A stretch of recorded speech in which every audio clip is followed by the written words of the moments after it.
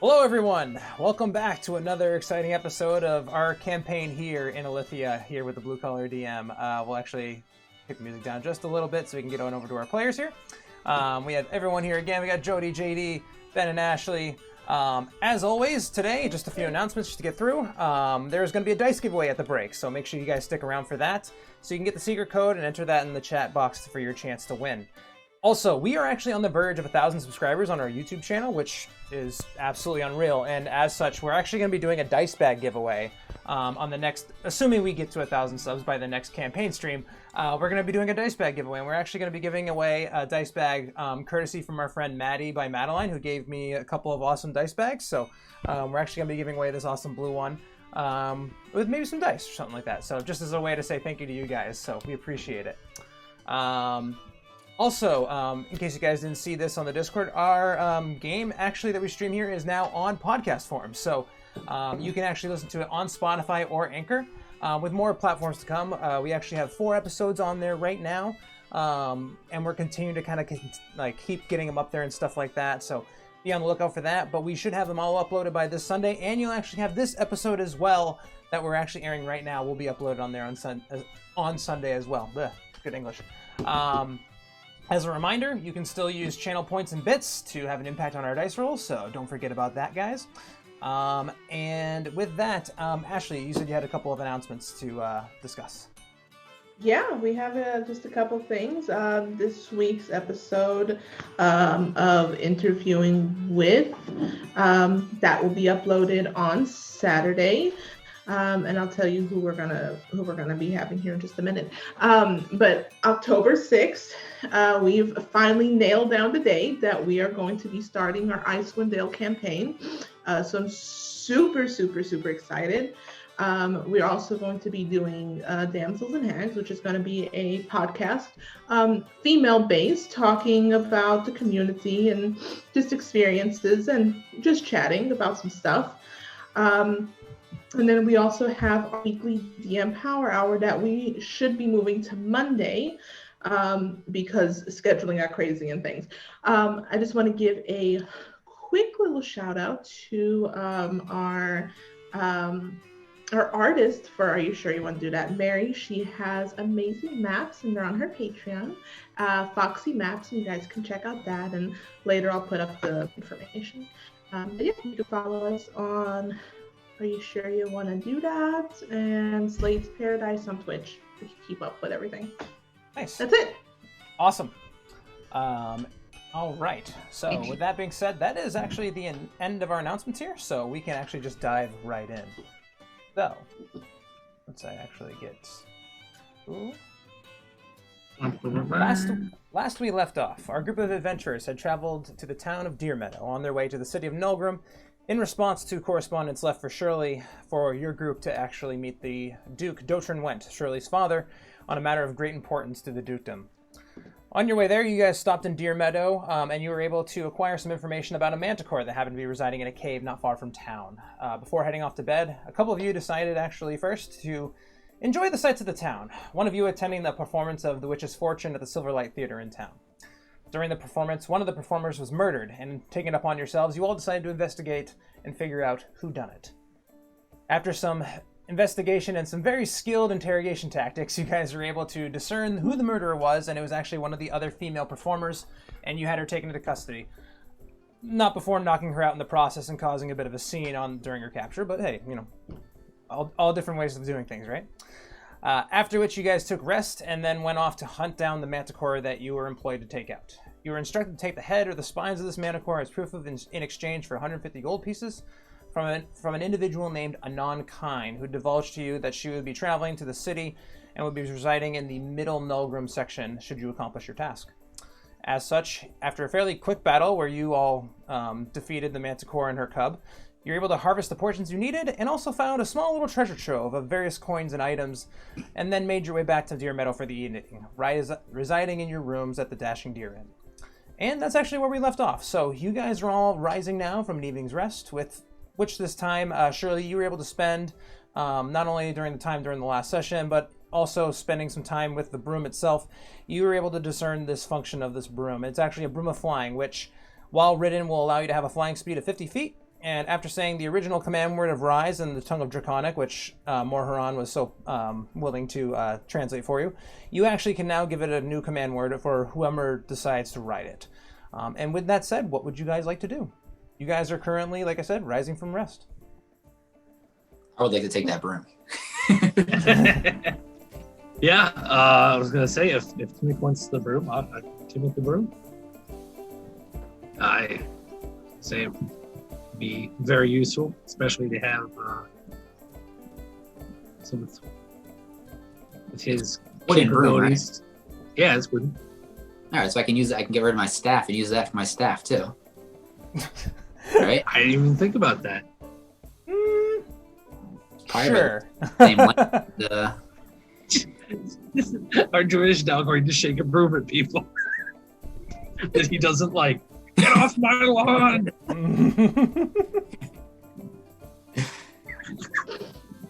Oh, this is gonna be good already.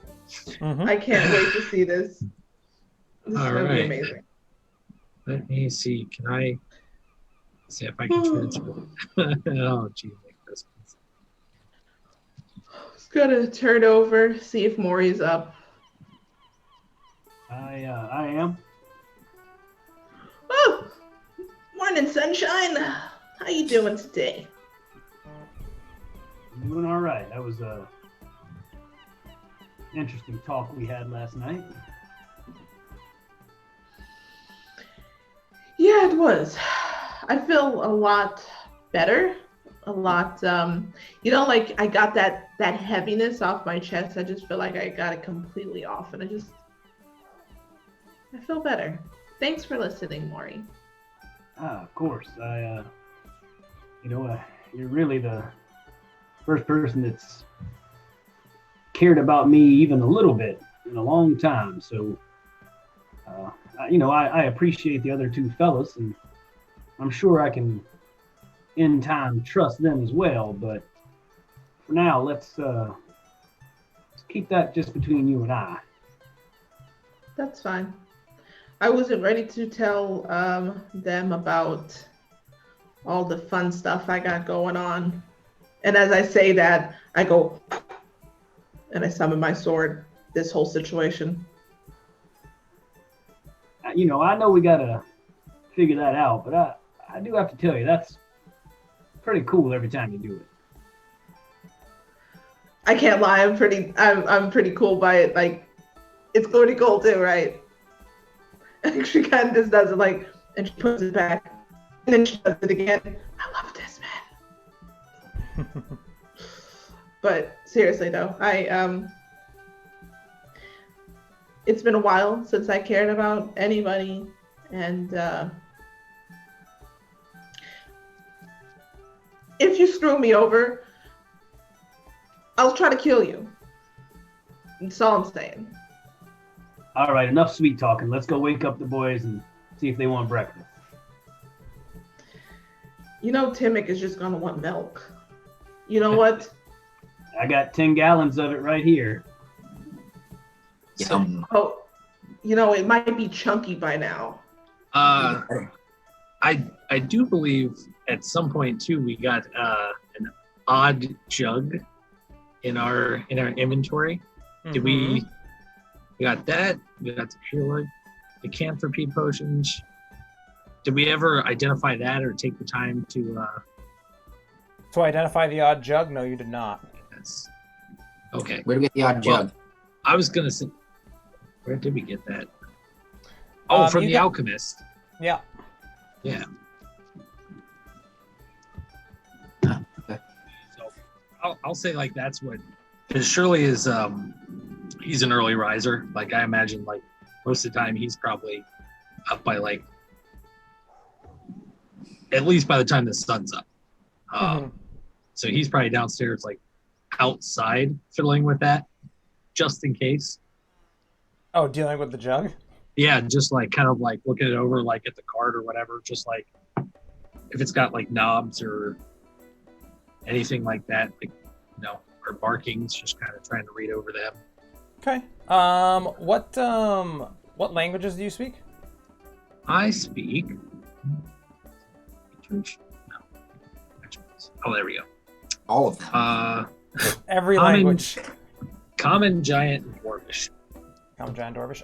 Unfortunately, there is some kind of scrawlings and stuff like that on this jug, but unfortunately it is in a language that you're not quite sure, and you're not really quite able to discern, but it does look very similar to some of the scrawlings that were on the broom. Okay. All right. Yeah. Well, then when Maury gets down here, I'll have him take it. Yeah. Okay. I'm gonna walk downstairs. There it is. You were able to walk downstairs. Timmick, where are you at right now?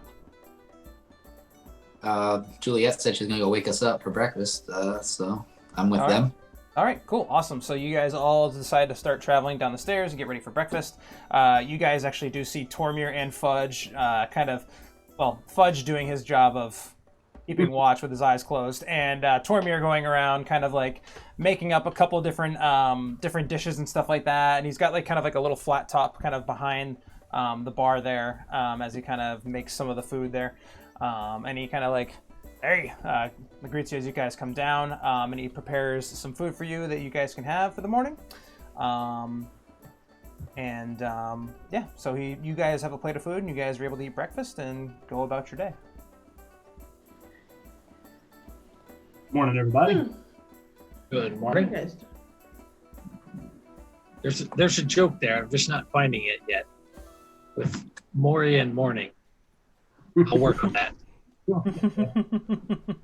Timmy, did you get your chunky milk this morning? Moron, I think, has my my milk in his bag of holding. I'll grab Bag a of cup, chunky dip it milk. into the bag of holding, and pull out a cup full of milk. Yeah, I'll taste it. We just got it yesterday, fresh. Yeah, it's not that chunky yet. No, it's about room temperature, so it's not like it hasn't begun to curl or anything like that. It's pretty good. Oh. Maybe if we leave it out in the sun, it might chunkerize sooner. I feel like this is something most people try to avoid. Not Timmick.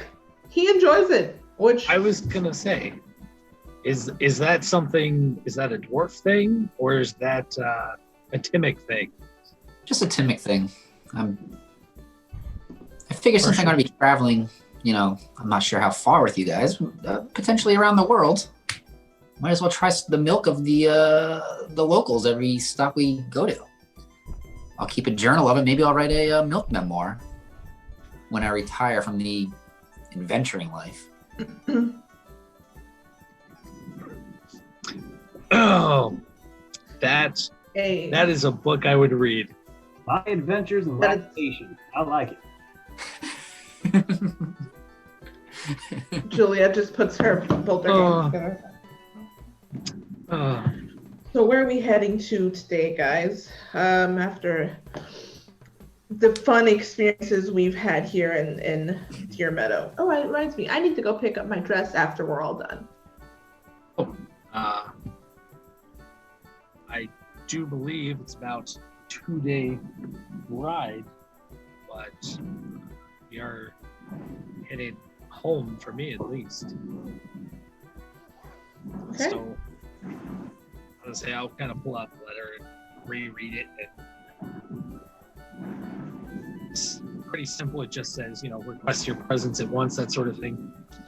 So I will have you all know before we get there, I'm not in my father's best graces.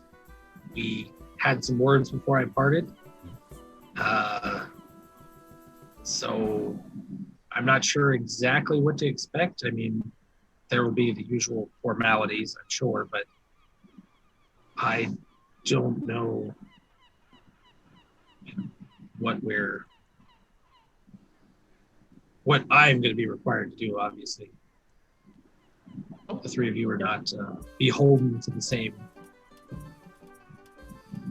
tasks as myself. Well, if I can offer you any help, you have my sword. Greatly appreciate If you're in it, we're in it. So we're killing his dad? No. You should probably not mention that in any way, shape, or form, even if you're with me. That could get Julia you. just said we're going to use her sword. I said Well- he has my sword if he needs anything. Exactly. Oh, if his dad needs anything? Yes. If my father needs anyone sorted, we can help. Okay, gotcha. DM, did we get ourselves extra parts from the Manticore to sell somewhere? We had the stuff to take to prove it. Yes, you took the stuff to prove it. You also did take and harvest a few extra spines. So I believe, if I'm remembering and recalling correctly, let me double check my notes. But yeah, I'll double check my notes. But you do have a few extra things that you can sell off to someone who would want that kind of stuff. Where you are right now, there might be a few people, but you would know based on just kind of like your general ideas of the area that the city would probably be the best place to go where you get the best bang for your buck for it. So just something to think about. I'll hold on to it then. Yep.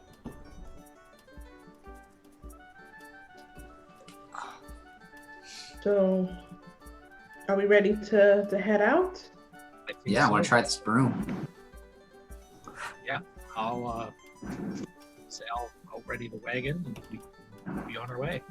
I'm gonna go real quick and get my dress though, so I'll be right back. Don't cause trouble. I'm not following you this time. I was gonna say, I'm- Maury, do you want to go with her? I'll accompany the little lady. Thank you. You know, I don't need accompanying, but you're more than welcome to come with me, Maury. Well, last time you left, a theater almost burned down, a woman was murdered, and you threatened how to castrate somebody. Well, okay, in my defense, one, how is that my fault? Two, I should have castrated him because clearly he does not need a penis. And I don't know, like, it wasn't my fault. Well, you were there. You know what, Timmick? Yes, you are correct.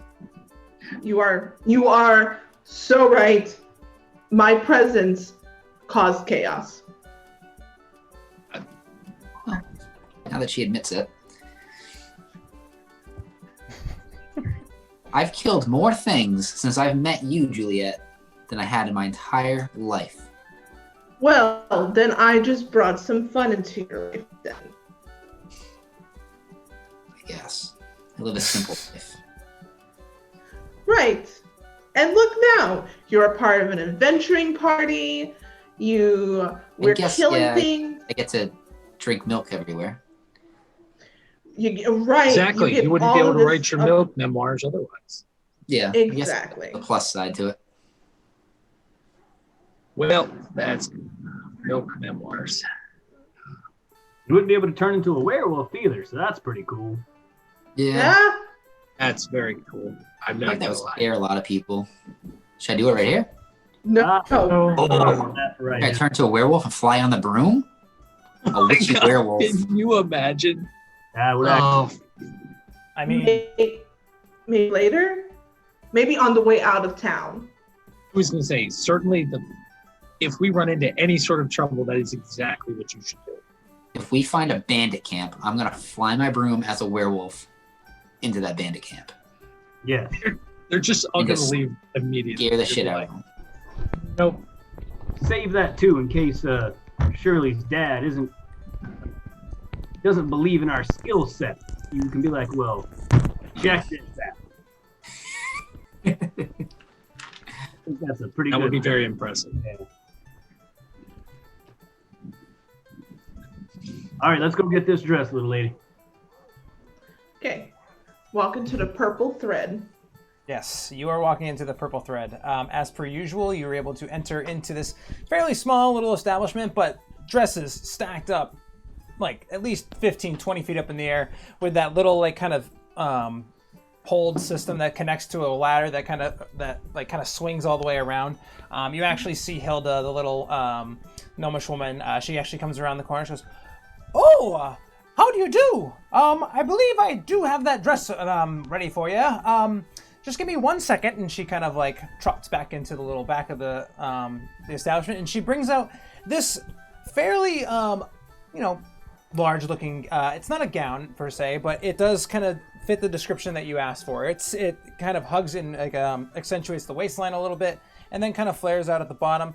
It's kind of a baby pinkish, almost silken kind of around the bodice, like the bodice, the actual chest area here, and then there's a little bit of artistic kind of flair given to it. She actually like seems to have taken in and patched up some like almost like feathers that kind of like sprout up here at the chest, right here where the bosom would be, and it is still strapless, but there's a little bit of flair put into this, and she goes like, I started to run out of pink material, but I thought these feathers would look really good. Whoosh! And she kind of like flares out in front of you. It's adorable! I love it so much. Oh, thank you, child.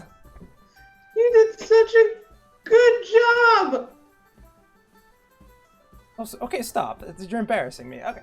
Well, you already paid for it, so I mean, it is yours to take and wear and whatever you want to do with it. And Thank you. I hope you come back to the Purple Thread for all of your dress needs.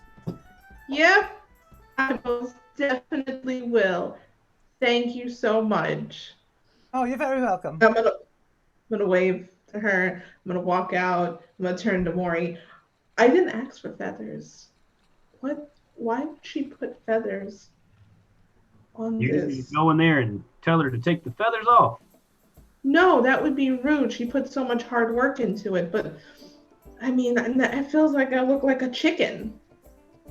No, I don't think so at all. They add just a little extra flair to it. Are you sure it won't make me look like I'm some sort of like poultry item? No, not a chicken. I mean, look at the beautiful colors. You're some kind of... you're pretty as a peacock and twice as useful. Thanks, Maury. Okay, well, I'll keep this for a special occasion.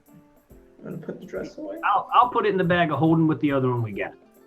There we go. Thank you, Maury. As I'm putting it in, I see how hard it is to pull the feather off. It's not very hard because it's kind of like sewn in. So, I mean, you're definitely strong enough to start pulling some of the feathers off if you choose to. All right, tuck it away. Okay.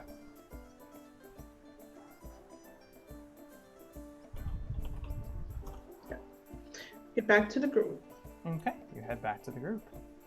I actually just realized I have comprehend languages. So, Oh. yeah. I'm going to go ahead and cast that. I have Okay. eyes to the roomkeeper. Ah. You guys just flushed with a bunch of different stuff, aren't you? Oh, man, I didn't even have to spend a spell. Oh, well. Oh. So I just wanted to do this. I was like, I know Maury can do this, but I gotta show that I'm useful too.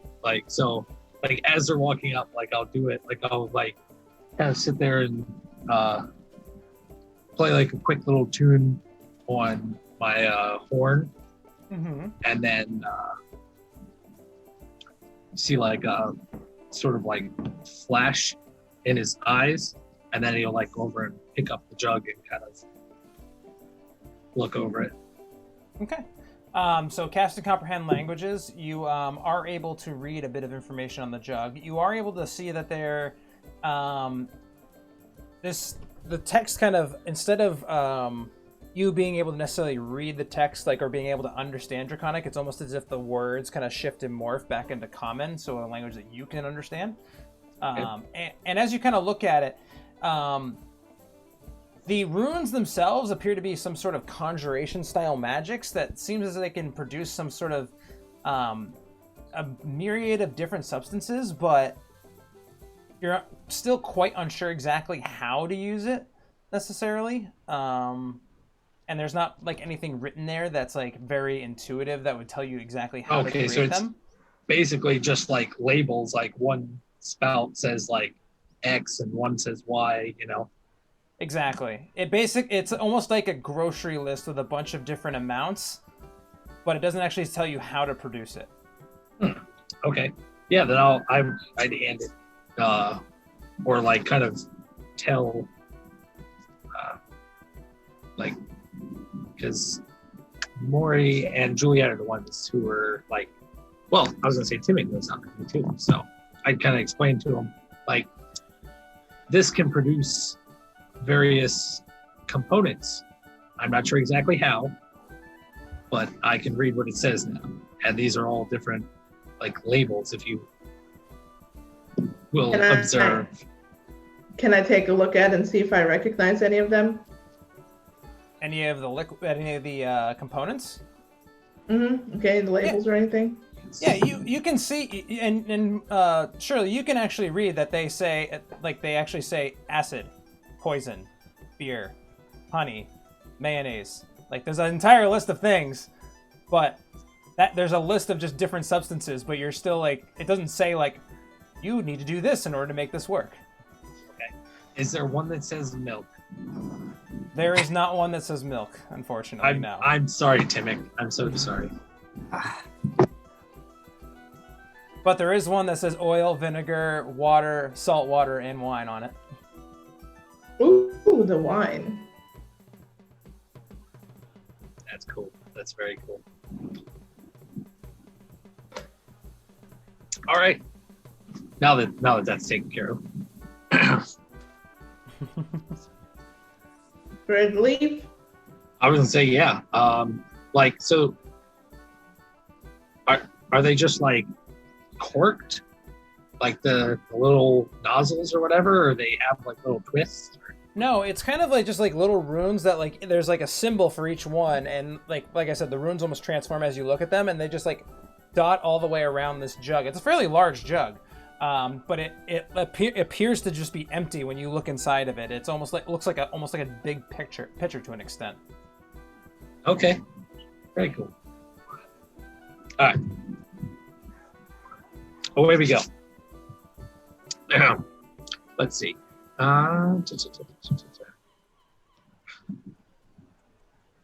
Yeah, I mean, from here, I would think I would know my way. So yeah, you definitely know how to get there. Yeah. Is there anything you guys would like to do otherwise before you guys leave town?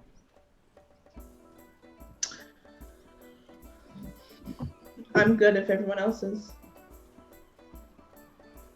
Yeah, I guess I'm fine. Yeah, I think I'm prepared for the journey ahead. Yeah, absolutely. I think we've mostly been eating at taverns and stuff. So. That's okay. Yeah, you guys are able to, provided that you guys have on your way out of town, you gather up your horses and stuff, I'm guessing, and your cart. You actually, you get Hamish and Dougal, and you're able to kind of saddle up and get them kind of squared away, and you guys are able to begin your journey north to the city of Nulgrim. So again, for travel, I am going to need some rolls as per usual. So depending on the number of successes or failures will determine if your journey is eventful or uneventful. So what kind of skills and stuff like that are you looking to use as we begin our travel north? Oh, let's see here. Fly up above and perceive the surroundings. That's a really good idea. So you're able to kind of, Timmick, you jump up on the broom and you're able to kind of fly around and kind of look ahead. Go ahead and give me a perception check, please.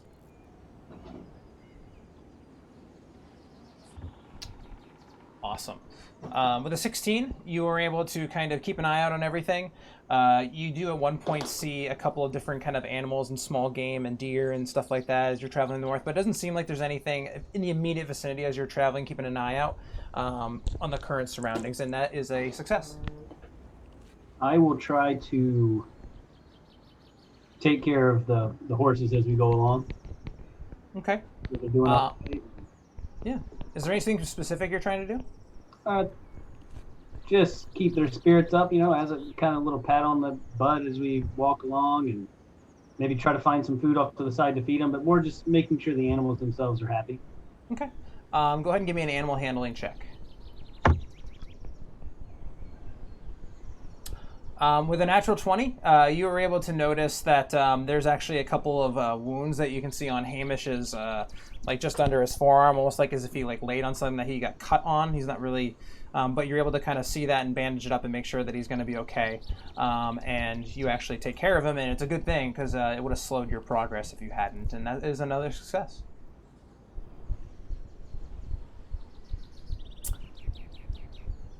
Juliet or Shirley? I'll let Shirley do this because I'm not sure what I'm doing yet. Okay, I will do my usual and practice some good old bagpipes. Okay. Horses love- Oh, no. I'm gonna say it's a disadvantage because Damn it! you're attempting to. I mean, you're attempting to keep everyone's spirits up, but you're also kind of alerting the wildlife to things that are and everything that is around you. So it's a little bit kind of wonky. But with a 12, you play the bagpipes. I mean, I played them. You That's played what's them. important. You played the bagpipes. Now I know what I'm going to be doing. I'm going to be looking around and seeing, did Shirley disturb any of the wildlife? Well, we already do have a perception check going on, so try and give me a different skill, if you can, please. Timmick's done a pretty good job of flying around, making sure that he can scout the area, so give me something else. Investigation? Can I be looking all over, kind of seeing if, like, is anything happening? Maybe that's something that, I don't know how else to say it. Well, an investigation is typically if you're specifically looking for something in a confined space. Where you're traveling, it's going to be kind of hard. But if you can come up with a reason why you would need to investigate for something, I would be happy to take it.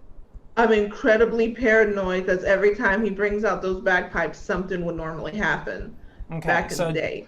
All right, so I'm during looking out for werewolves. Okay. If you're looking out specifically for werewolves, go ahead and give me an investigation check. Sure. Okay. I feel like she's like checking over the bagpipes like while I'm like trying to play them, and that's why I can't do them very well. I'm also going to say it's a disadvantage because you are very distracted by Shirley's bagpipe playing. Okay, that was much better. That's a 5. All right, a 5. So you kind of continue to do your best, but it's very difficult to kind of keep your eyes on your surroundings because it's like nails on a chalkboard. It's loud. Everyone can hear it. It's just not a fun time for anyone involved. You try to keep your eyes out, and Timmick, you gonna sneeze? Timmick, while you're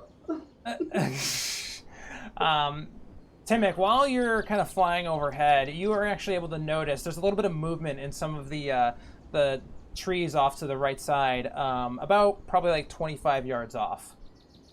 Can't make out what it is. Humans. It's under heavy tree cover, so it's a little bit difficult. But hold on. Well, I'm gonna push this broom to the limit then. Try to whiz by him and look. You're gonna try and whiz by him? Yeah, push this thing to the limit. Okay. Go ahead and give me one more perception check, just so you have the opportunity to do that. Sweet. Nice. Hold on a second. He's going so fast. You went so fast. Wait, I mean, the +1 gives you a 7. But you go so fast. You have some difficulty kind of catching what it actually is. And yeah, no, you're able to really discern. It's at this point that Maury, go ahead and give me a perception check because you didn't fail your check.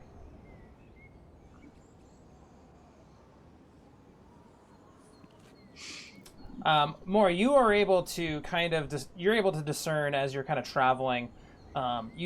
You actually do catch the same rustle in the woods, and you actually get a view on it, but not before this creature pops out. It's actually second, guys. It's actually a creature that's it's a medium-sized creature. It's kind of large with one giant kind of central eye and a long tongue and a couple of different eyes, and it's got these green kind of scales to it, and it kind of almost floats out of the woods. And I'm going to need you all to roll initiative, please. Oh no. While I also figure out music things and all the stuff in the thing. I got 12. All right. I will get you guys over there in 1 second. You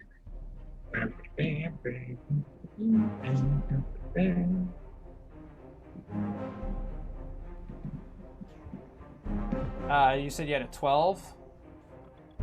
Juliet? Yes.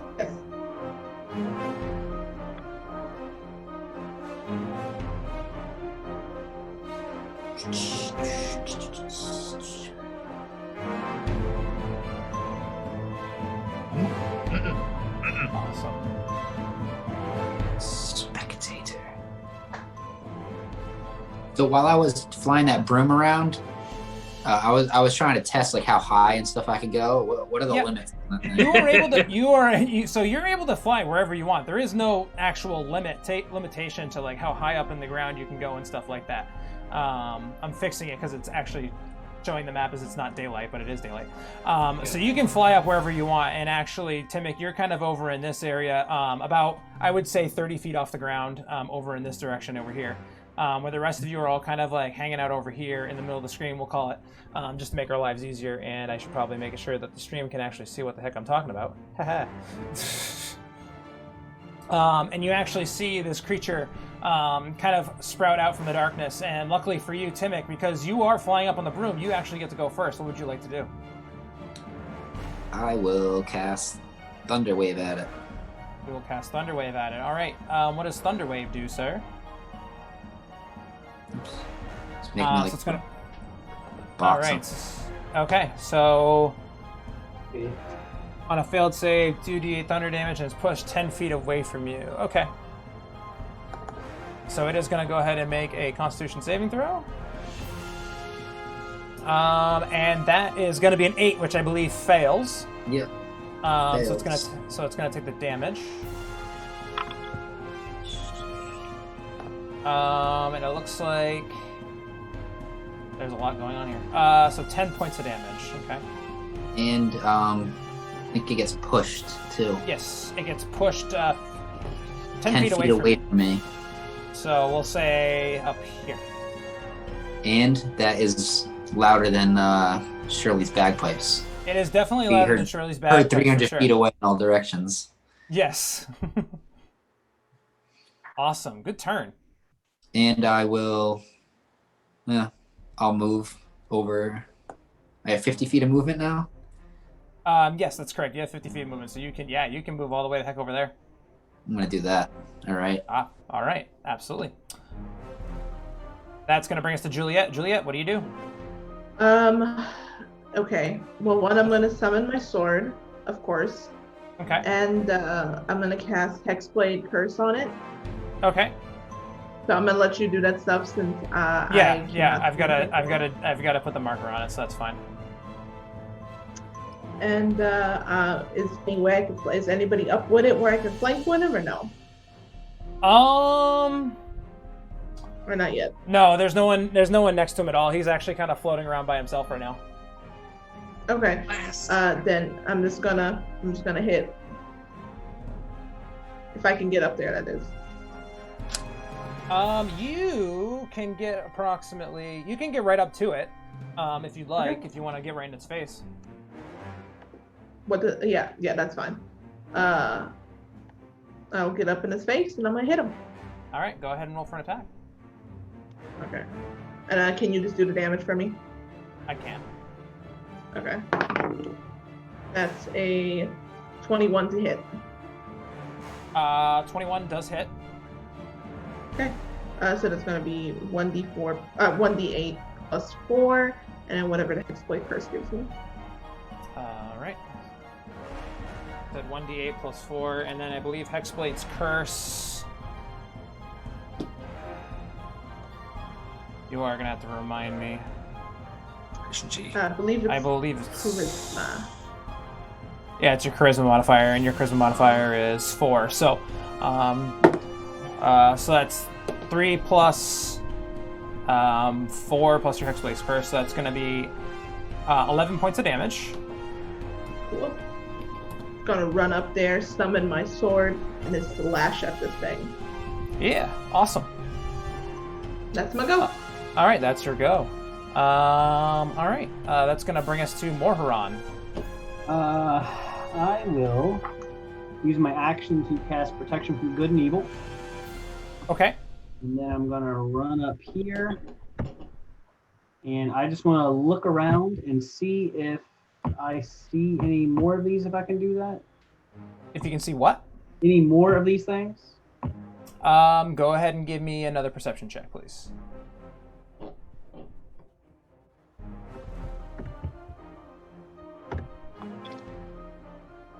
With an 11, you kind of look around. Currently, as it stands, you don't see any other ones in the vicinity at this time. All right, and I will. Trying to choose. I'll say deep speech. In deep speech, I'll tell it to prepare to die. It responds back to you. You're mistaken. That's all you hear. All right, that's it from me. All right, Shirley. All right, seeing everybody else run up and start whomping on this thing, I'm gonna, let's see, can I get to, I can never remember which one of these guys used the thing, right? Roller, there we go. Yeah, I can get up there to it. Yep. Not quite Okay. flanking though, no. Right, yeah.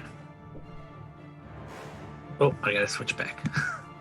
One of these days. Yep. All right. One of these days you'll figure it out now. Yeah. Boom. I'm sure there's a So I'm hotkey gonna we get can figure out at some point. up on it, and I'm gonna take a swipe at it. Am I? All right. Yeah. Spear time. Ooh. With a 10, unfortunately, you go ahead and take the spear and kind of lunge at it, and it kind of just floats and shifts away out of your strike. All right. All right. It is if that's all on your turn. No, I'm also going to tell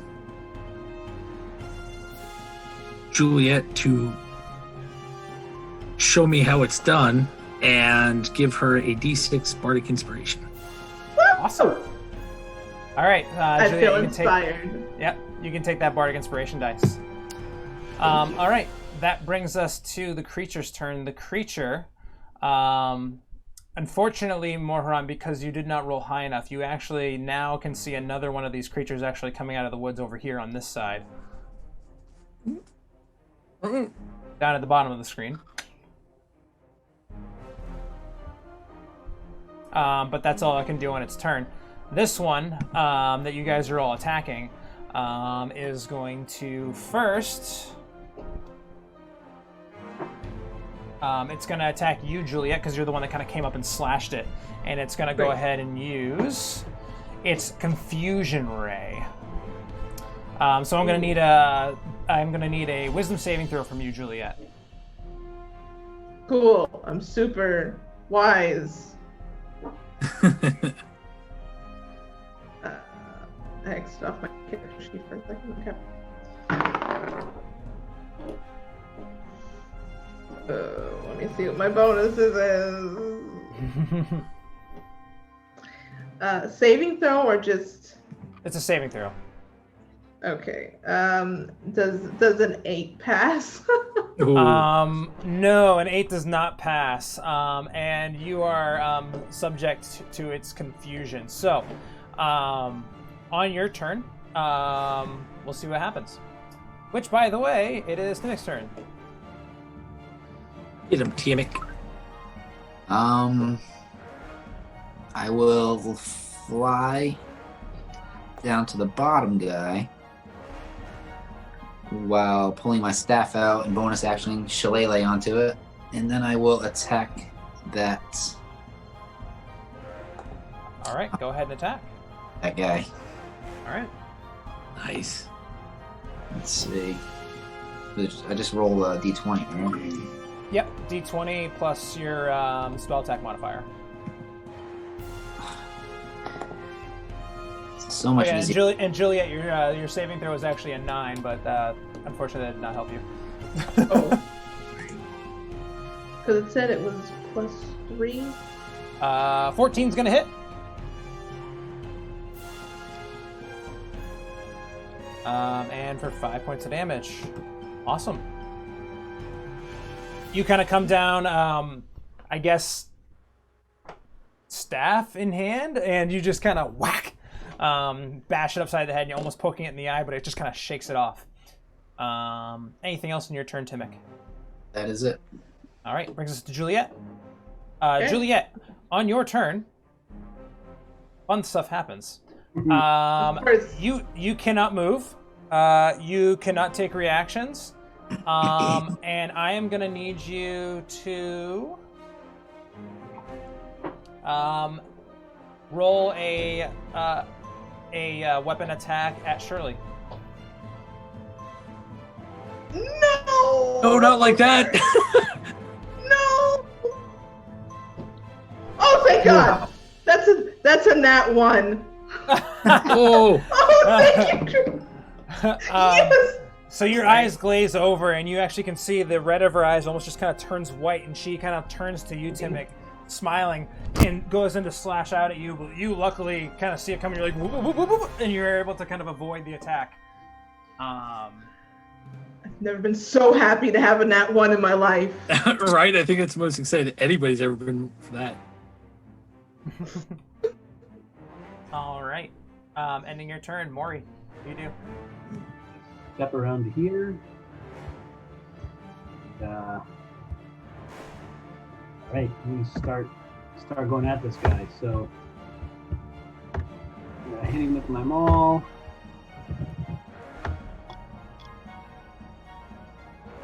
And I'm gonna add this to the damage. There's 17 points of damage to start with. That absolutely does 17 points of damage to start with. Just to start. I'm gonna throw this at him.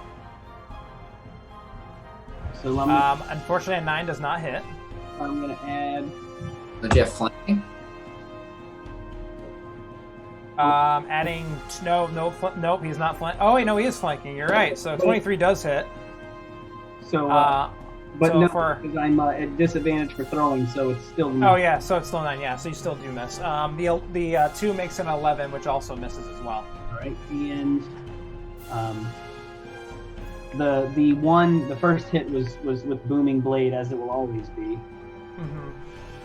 And then I just look at it, and in deep speech I say, "Run now, you disgusting beast!"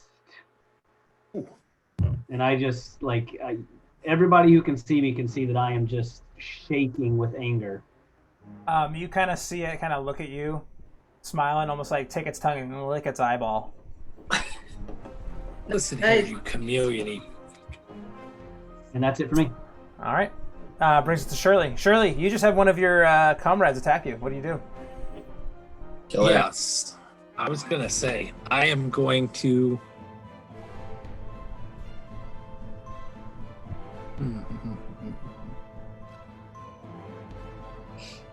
I'm going to cast Bane on this and the first. Let's see here. I just got to make sure I got range to the other one. I think so. Yep. Okay. Yeah, so I'm going to cast Bane on both of these guys.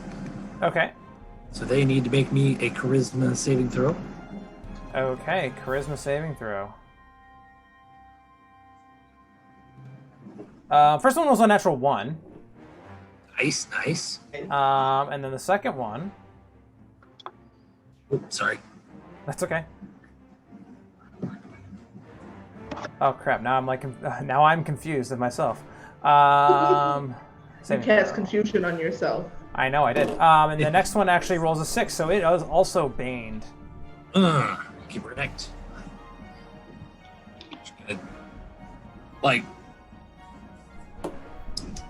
trying to think of how he's gonna go about this. I'd probably be in like giant, like he's probably just going to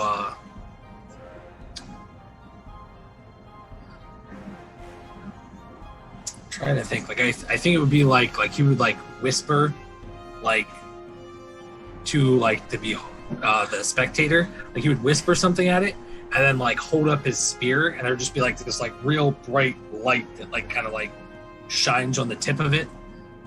Yeah. And it just kind of like bursts, like sends like a little mote to one of them and then to the other one. Yeah, and you can actually see it's almost like the light kind of almost like shines in their eyes, and like it's bright, and they're like kind of like their eye just kind of like ugh, like it almost looks like they're tired to an extent. That's like the expression of the like kind of like menacing look kind of dissipates on their eye. Anything else on your turn? And then I'm going to just tell Moharan to hit it again and hit it harder. And he's going to get a D6 inspiration die. All right. Ending your turn, it is the spectators' turns. The first one, the one that's around the group there, is going to... It's going to attack Juliet again with its first ray. Juliet, I'm going to need a Constitution saving throw from you, please. Sure, let me change out dice. Hopefully something will be better than that one. Let's see. Nope, it's not. Okay. That's a 4. Because my 4. con is... Yep. 4. Okay. You see this kind of like yellow light kind of shine out from one of the eye stalks, and it kind of like darts around and it kind of grabs onto you, and you are now paralyzed. You are able to make the saving throw at the end of each of your turn, but yeah, you're paralyzed right now for the next bit. And then it's going to use its next ray on Morharon, which is also going to be a paralyzing ray. So Morharon, I need a Constitution saving throw from you, please. Shice. Oh wait, nope, that's wrong because you can't use the same one twice in a turn. Never mind. Instead, give me a Wisdom save. I can't be charmed, frightened, or possessed by this guy. Well, lucky you, because you get hit by the ray and it does absolutely nothing. Coming down to the one at the bottom here. I'm going to use my reaction with Halo Spores. Okay, right what off does that? right what when does his that do? turn starts. So yeah, his turn starts right now. So what does your Halo do? Con save. Okay. Don't forget the D4s. Oh, I don't have to worry about it because it's already a 5, so I'm sure it's going to fail. How badly? Ooh! It's gonna fail real bad. And that is at 4 points of damage? That's 4 points of damage, yes. Okay. All right. On its turn, it's gonna use its 2 eye rays on you. So first one's going to be, I need a Constitution saving throw from you, please.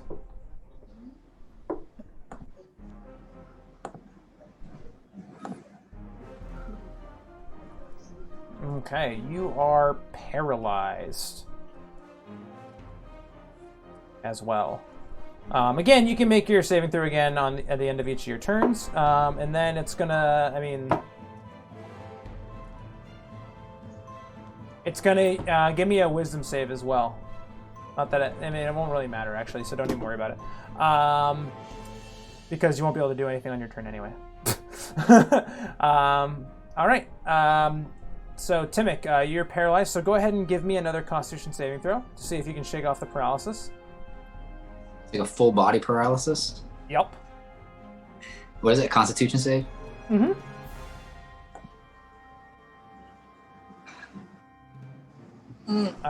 With a natural 1, yeah, nope, you're incapacitated, and yeah, you can't, yeah, that's it. Since I'm on my broom, though, can I make my broom still fly?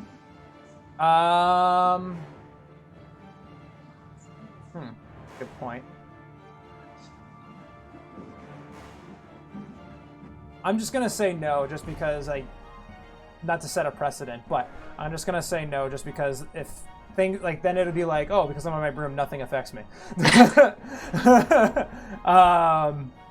Juliet, same thing for you. I need a Constitution saving throw from you.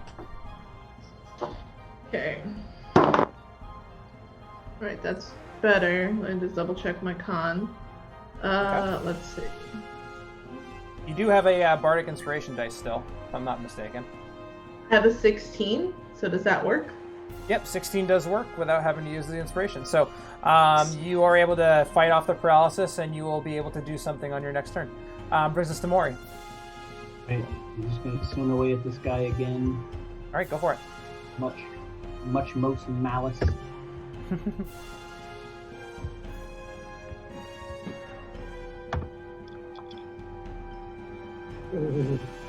That definitely hits. How do you want to do this? Nice. I will say, in deep speech, I gave you your chance, and I will just crush you with my maul.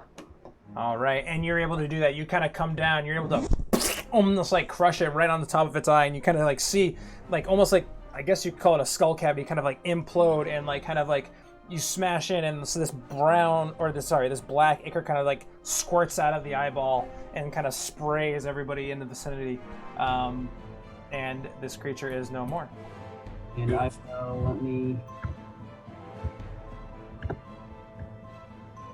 I can get all the way down there, and I'll just you're next. Awesome. Brings us to Shirley. Great. I'm going to. I forgot to do the selector. There we go. Okay. Step over here. And I'm going to go ahead and whip my spear at this guy. All right, go ahead and whip your spear. 24 is definitely going to hit. Very nice. All right. That's 9 points of damage. Then don't think he's actually been hurt yet. Nope, he was that's previously full hurt. action. Yep, he was previously hit by somebody before. No, I mean nobody in the party, so I don't have a reason to heal anybody up. So I'm gonna save that last inspiration and end my turn. Okay. That brings us to the creature's turn. The creature, now that it's got two things in front of it, it can technically hit any of you, so it's going to try. Bring it on. Seeing, for whatever reason, it's really focused on Juliet for whatever reason, and it's going to use its ray. I need a wisdom saving throw from you, Juliet. Okay. Let's see what happens here. I mean, I keep exiting off my sheet. Okay. What is that? A Say? dice or a brick? It's my chunky dice. Wisdom saving throw. That's gonna be a 10. A 10. Okay. You are confused once again. A similar kind of feeling kind of goes over you, Juliet, and you kind of see the whites of her eyes come back again. And then it's going to... I need a Constitution saving throw from you, Timic.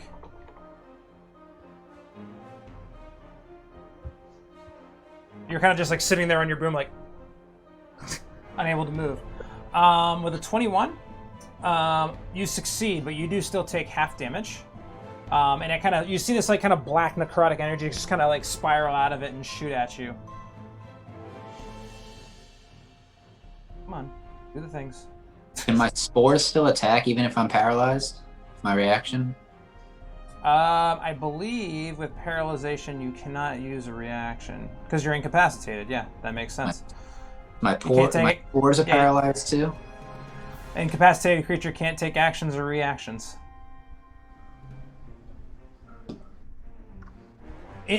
In practice, that would probably be, you wouldn't be wrong, but the way the mechanics are. So half from this. So it's a 21, so half of 21, so you take 10 points of damage. Jesus. Or I mean, Oberyn. Oberyn. And that's going to end its turn. Brings us to Timic. Timic, go ahead and make another Constitution saving throw for me, please. Roll high, come on. Hey, how That's many the opposite. roll in a row? It was on a 20, and then it was just like, Juliet, there's no one for you to hit within... actually, hold on, let me read the whole thing.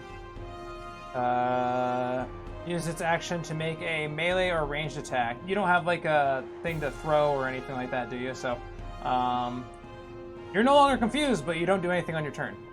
That brings us to Mori. As I come back to myself, I'm sorry, I'm so useless this session, guys. I think so. This fight, I'm sorry, not session. You were Morgan's confused. gonna blow everything up. Out of confusion. So an 8 to hit. An 8 does not hit. So you come in with the maul, and unfortunately, you're unable to make contact. The beast just kind of shifts out of the way. This one will be disadvantaged. Okay. And a 12, unfortunately, is not going to hit. As you kind of throw the hand axe, and it kind of just lands harmlessly over here. All right, so I will run around this way now. Mm-hmm. And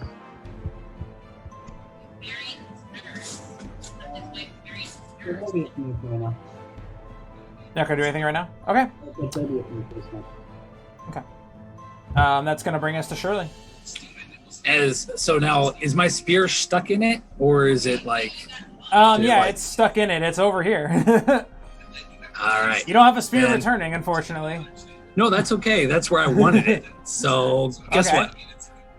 Okay. You can go ahead and take that much fire damage.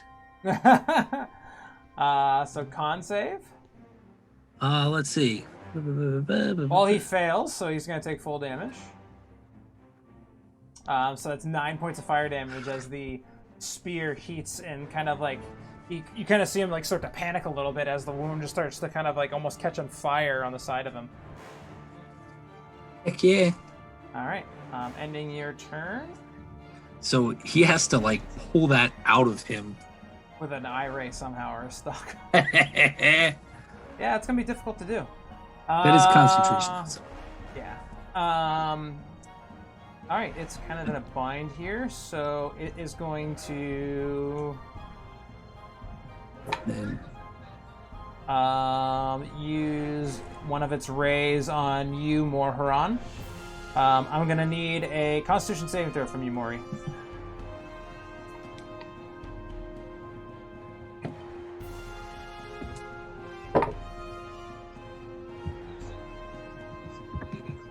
I'm getting there. Come on, Constitution save.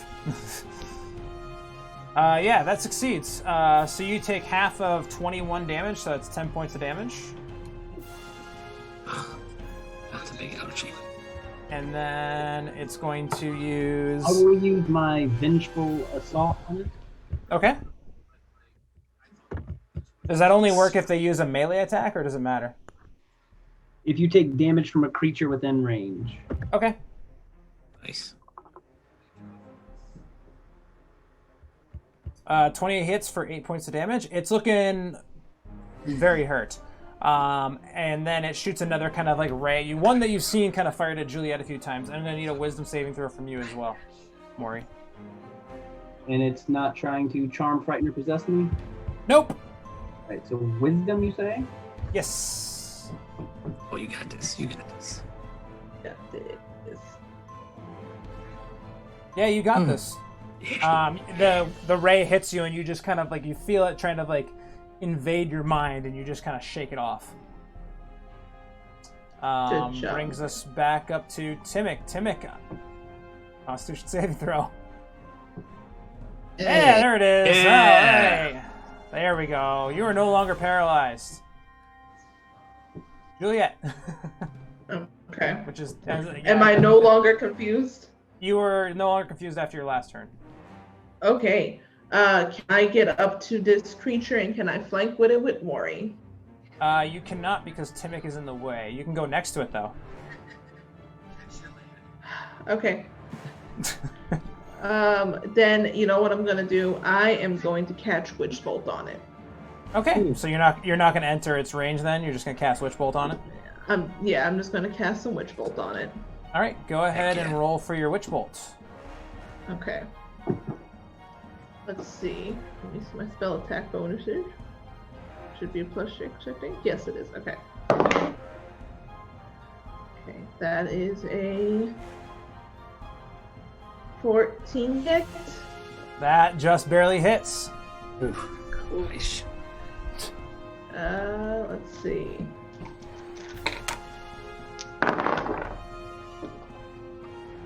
That's 14 points of damage. Yeah, how do you want to do this? I want to aim it directly into his little beady eye, giant eye, and I just want to just get my red lightning and just poof, it's in his eye. Yep. And you guys kind of see this, like, the intensity of the fire in her eyes kind of like intensifies. And you see the lightning bolts kind of lick up and down, and she actually throws her hand out, and you can see this kind of like red lightning kind of arc and like connect with this creature. As it kind of like hits it, it kind of begins to kind of panic and kind of writhe, almost like it's paralyzed. And again, you kind of see like it kind of start to swell, and again the eye bursts, and this black ooze and ichor just kind of sprays all over Maury and Timic.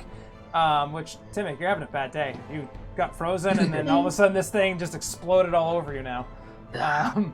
And with that, it is no more. Ugh. All right. Yeah, go on. And with that, it feels the forest begins to feel quiet. You feel that you, for the very least, at least staved off whatever these creatures were for the time being. I have a question. I have an answer. Can I do some sort of check and see if I would recognize this? This is a Underdark creature or anything? You already know because you are from the Underdark. So yeah, you do know that this creature is from the Underdark. It's not native to this plane, and there was more than one of them, and it was in broad daylight in the middle of a forest. So is it a beholder? It is actually no. It is not a beholder. It is a sister breed of the beholder known as a spectator. Spectator. Okay, that's what I mean. I turn to the group. First, I'm going to take my nice little blade and I'm going to chop its eye sockets out. Eye sockets. Okay. Good call. Good call. It's eye stalks. Eye stalks. Thank you. I'm gonna like just take those off real quick. Okay. And then I'm gonna turn to the group. Yeah, this isn't supposed to be here. This is where I'm from. This forest? Before you say anything, Mimic, I didn't bring it with me. No, This is Just one. a coincidence that you're from the Underdark and these things are from the Underdark. You're here. They're here. Think you brought them. Mimic. Have you ever heard of something called a coincidence? This is Thank just you. too much of a coincidence. I'm gonna hand Juliet my healing potion. I don't think I got hurt. Oh, I thought you were one of the ones who got hit with the. Timic and Maury were. Well, then I'll walk past her and hand it to Timic. As I'm fine. Thank you. I'm like, fine. no, I'm good. I mean, you don't look fine. Do you want me to clean that up for you? I have almost more health than you have. Now, I mean, being you're not So wrong. this brings me to my next thing. This thing pops out right after Shirley plays the bagpipes. Point taken. Shirley, I understand coincidences. Again, in real life, we can't pronounce that word very well. So, give me the bagpipes. Hand them over. Wait, before Don't do it. like I will give them to you, but do not just destroy them. if there is something on them, like some sort of hex or something like that, you should examine them and find out if they're marked in some way. Like, I understand you're right. This is a unfortunate coincidence. But yeah, so Play him again. I want to kill more of these things. So the spectator just like a sack with tentacles hanging out of it? Basically, it's kind of this weird, scaly, kind of like fleshy, big sack with these like these 4 different eye stalks kind of like, well, they were kind of like drifting there, flying around, but they're now limp, and well, half of them are cut off at this point. But it was, kind of like this weird, kind of almost fleshy, gelatinous kind of sack that kind of had the ability to float prior to you guys taking it out. So would it be possible to take everything out of this sack and bring it to some kind of instrument maker to make a bagpipe out of the spectator's body? Oh, that would be baller. It's definitely possible if that's what you want to do. I'm doing it. All right. You're going to have 2 attempts at this, so I'll just say you can roll at advantage for, let's call it a nature check. Sure. As they're doing this, I'm just, oh god, this is so nasty. You're able to kind of almost like you're gutting out a pumpkin, and you just kind of like just start taking all like the it's like gooey, and it's there's some sort of bone structure, but it's not it's a very thin one, and you just kind of continue to, and I'm taking it all out.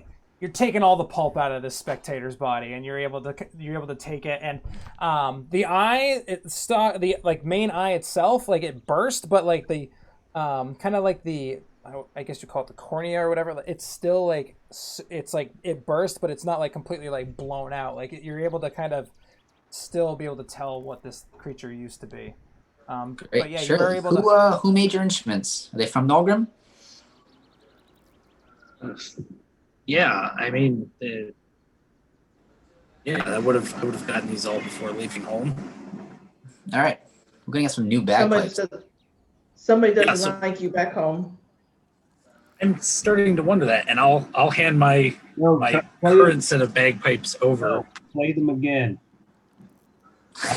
I'm legitimately like a little bit concerned. Like, so I look at Mori and I'm like, "Are you okay, Mori?" No, I want to kill more of these vile creatures. Trust me, I'd like to do that too. And if you want to kill more of them, there is this one that's in the Underdark, and it's a beholder, and he is nasty. He has a bunch of these little eye sockets, and they're like eye sockets, whatever they're called, and he's this giant eye. So maybe one day I'll take you back home, and you can kill him. You don't want to get there right now, Maury. I barely got out of there. More of these to us. I don't want to bring more of these to you guys. I don't know if I did bring these to you guys. I think there is something. Maybe. Can I make just like a general nature check, like because. So I'm from this area. It's already unnaturally warm for this time of the year. Like now all of these creatures, plus like the alchemists might not have been, well, like again, that could have been coincidence or whatever, but it just seems like too much happening all at once. Like, like just, I don't know. Yeah, like just. I don't think the alchemist was strong enough to change the seasons like this. No, but like I want to see. Basically, so in earlier editions it would have been like Bardic lore or whatever, and this one is called Jack of all trades, where you kind of know a little bit about everything, right? As a bard, like you study at a Bardic college. It's in this case it would have been through my family or whatever, but like just kind of like. Is there any precedent for something like this kind of snowball effect? Go ahead and give me. I'm going to say go ahead and give me a history check. Okay, I'm better at that. Yay! Yeah, it's more like what you're trying to figure out. Unfortunately, however, With a natural 1, it seems like a very strange aberration. It just doesn't. I see what I did there. It just seems like it's not natural. You're not sure what it is, and you can't, through all of your studies throughout like your learnings of like all the different stories that you've heard about of different like war campaigns and political intrigue and all kinds of other different things. There's nothing of this sort that you can recall from your kind of teachings and stuff. Yeah, so again, I'll just kind of like toss, the other bagpipes to Juliet and be like, look to Moran and be like, while picking up my spear, just kind of like, there's something bigger going on here, but we need to talk to my father to see maybe he knows something about this. Maybe that's why I'm being called home. Oh. Let's head over to your dad. Maury, are you okay? I'm fine. Let's just go. I'm gonna go ahead and cast Cure or Healing Word on him as well. Okay. Just yeah. So you can take 9 points of healing there, Maury. So you're at mine, like 1 less than max. plus 3, so he gets 12. Oh, so never mind. You're at full health. Yeah, easy enough. So with the rest of your guys' day's travel, it goes on relatively uneventful. You guys rise for the next morning, unless there's anything you'd like to do before going to bed. You guys are able to kind of make your way into the next day of travel with nothing attacking you in the middle of the night or anything like that. You are able to long rest and everything's kind of fine and hunky-dory. And you are able to eventually make it the following afternoon to the city of Nulgrim, where we're actually going to take a break. So, the secret word tonight for the dice giveaway is actually going to be spectator. So go ahead and put spectator down there in the chat box.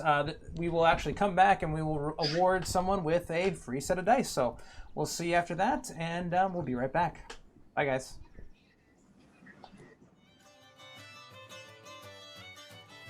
And welcome back, everyone. So, the winner of the dice giveaway is actually Last Rain X.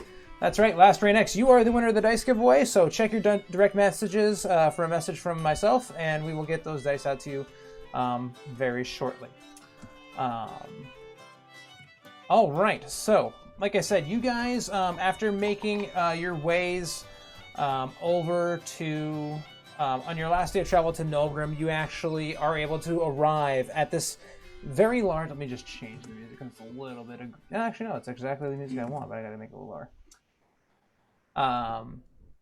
You guys actually arrive, and surely you know this, but Nulgrim, it's a major port town on the northern... Or port city, excuse me, on the northern side of the continent. And you guys know that most of the kingdom...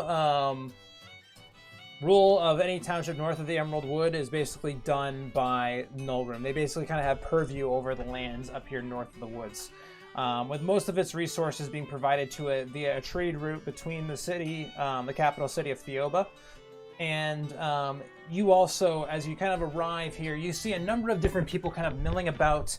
It's a very large walled city with these big giant stone walls with these little like almost archer towers that kind of dot along the walls, but you are able to request your way through, and surely you are able to easily just kind of like, hey, I'm here. You're easily let in, and you guys find yourselves in the middle of a fairly busy looking kind of, I guess you would call it a market district. You find yourselves, there's plenty of people kind of like hawking, kind of like trying to get your guys' attention and stuff like that, trying to sell you a bunch of different goods. But you guys are now in the city of Nulgrim. Shirley, where's the music shop? I do believe that's going to be down here in the market district, or central Nulgrim, as you will. We got priorities. I love your bagpipe sound, so let's get this done. All right, I will lead them down to the market district because I feel like I do feel like too like Shirley wouldn't have like he would just use the same as like everybody else. Like, he wouldn't be like, oh, I'm going to a special guy. Hey, is there someone? Is there? Sorry, Ben. Is there like something playing in the background? Because I can hear something like. Oh yeah, getting just a second. crossed up. I'm getting crossed up with you and whatever's back there. There we go. I was like, I'm getting Okay. crossed up with whatever's back there, and. Oh, never mind. Oh, It's still sorry. here. Hey, shut up! Sorry about that. Yes. Quiet back No. there. Beyond the veil. Anyway, so sorry, you were saying. No, I just basically that. Yeah, I feel like Shirley would very much just use the same instrument maker or whatever as anybody else would. So yeah, he would take them down to absolutely. the market district and kind of lead them to the. Yeah. So you are able to do so. So again, you guys are kind of being kind of just people are attempting to distract you at the very least with various different wares. You actually see what looks to be a traveling salesman, one that you actually oddly recognize with the kind of short black hair and the goatee that seems to be trying to push his beard oil that he has. But you guys are able to kind of ignore him and kind of keep moving along until you arrive at a small building. Kind of about midway through in the market district. It's kind of a big, kind of wooden, unassuming building with a large banner across the top of it. And you actually can read that this particular establishment is called the Brown Note. You are able to enter through the door, and you see in the back, talking to a couple of different people. As Charlie, you of course know this as Silvador Kentrin. A humanoid male, or human male, kind of in his mid-30s, small goatee, rather like shoulder kind of cut hair that's brown. He wears kind of this like long red kind of like quilted coat, as it is kind of cooler. Well, normally it would be cooler up here, but he kind of has got it unbuttoned, and he's actually wearing a shirt that he also has unbuttoned with some blue trousers and boots. And he kind of sees like, "Oh, Master Shirley, great to have you." Good day, Salvador. We have a bit of a request for you. That I do. I was going to say, and I point to Timmick. My friend here has harvested some rare materials that be interested in having fashioned into another set of bagpipes. Oh, that'd be great. Of course, sir. What do you have for me there, sir? Did you make his previous set of bagpipes? Yes, I did. Well, this girl back here, she seemed to think that they were cursed. So. Oh, heavens, no. I mean, I just make instruments. I'm not saying you did it. She's kind of weird, so. So I pull out the spectator body sack. Oh, Jesus! Whoa! Holy! Does it help to have them clean for the process? I mean, of course I can. It's part of. I mean, unfortunately, it's part of the line of work with making bagpipes. Usually, we just use some sort of sheep's stomach or something like that. But we can figure out a way to do this for you, Mr. Shirley. Well, I'll prestidigitation them to kind of like clean them up. Oh, thanks. That's better. Are you sure you didn't curse these? Because every time he plays them, something bad happens. It I want to does. look at him and say, she is cursed. No, well, she's not. She's not. She's fine. It's just I have been lacking in my practice. That is. Well, I was gonna say, Mr. Shirley, you Sounded know fine these to me. things can make a pretty. They pretty much act in high notes. They don't really get in the lows, so they can be pretty loud. If you're looking to not draw attention to yourself, that might be part of the issue. I mean, although you're playing an instrument, why wouldn't you want to bring attention to you? You're playing the instrument. Exactly. Right? I enjoy their music so much, and they just remind me so much of home. Well, you're welcome. I guess. So this thing, yeah, I can definitely. Is that an eye? Jeez. It Where'd was. you get this? Where'd you get this Please put thing? that in the front so it's visible I mean, when he's playing it. of course, yeah. And I think I can use some of these different. Oh, there's more eyes on this thing. Okay. Yeah. So how much silver will this cost me? I mean, it's only going to cost you probably about 10 silver to kind of not only tan it and weather it and make sure that it's functional, but then I also got to get some other parts and stuff like that in order to make sure it's actually functional. How much copper? Is that? I mean, no, the 10 silver will cover everything, including the labor and the parts that I need. It's just, it's going to take me a couple days to get this thing done. Oh, I was expecting a lot more silver than that. Since you were kind enough to harvest it for me, Timmick, I'll cover the cost. Oh, no. We're in your kingdom now. This is a gift. Well, I Thank you very much. And thank you. I will definitely take care of this. We'll be back. Can you check the Zetter bagpipes to make sure that they're not cursed? Sure. How was he going to do that? Who can I take this to make sure they're not cursed? I mean, wizard? I can play them for you if you want me to try that. Yes. Do it. Here you go. He like kind of takes them and like takes like a rag out of his pocket and just kind of cleans the reed kind of, and he goes ahead and he's able to play the bagpipes perfectly fine. Nothing wrong. Like he's able to kind of yeah. Summon my sword. Just in case. He plays them for a little bit and just kind of like looks to hand them back to you. You kind of look around, surveying the area. Go ahead and give me a perception check. All right.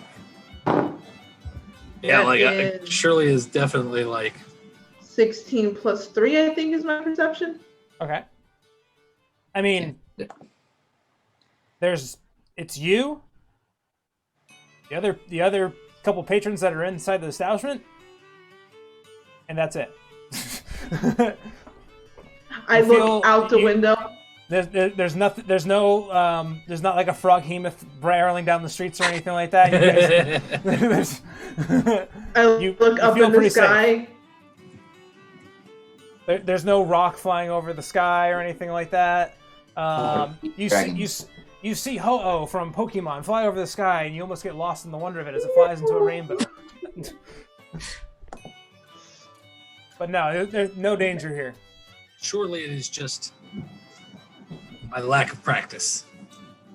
Thank you, good sir. You're very welcome, Mr. Shirley. Is there anything else I can do for you? Unless someone else has a request for an instrument or something, I'll kind of look around. I wish I could play an instrument. I would be happy to teach you, Timmick. What? So he can bring more monsters out from the woods? Listen, if it's just the specific set, like I'm saying, as we're walking out the door, like,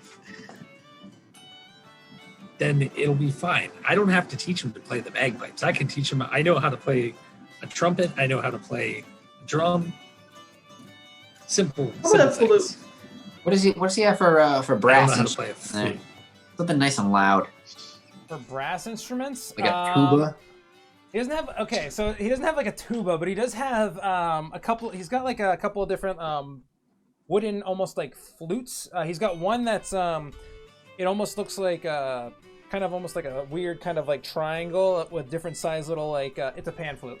And then he's also got... I'd buy the pan flute.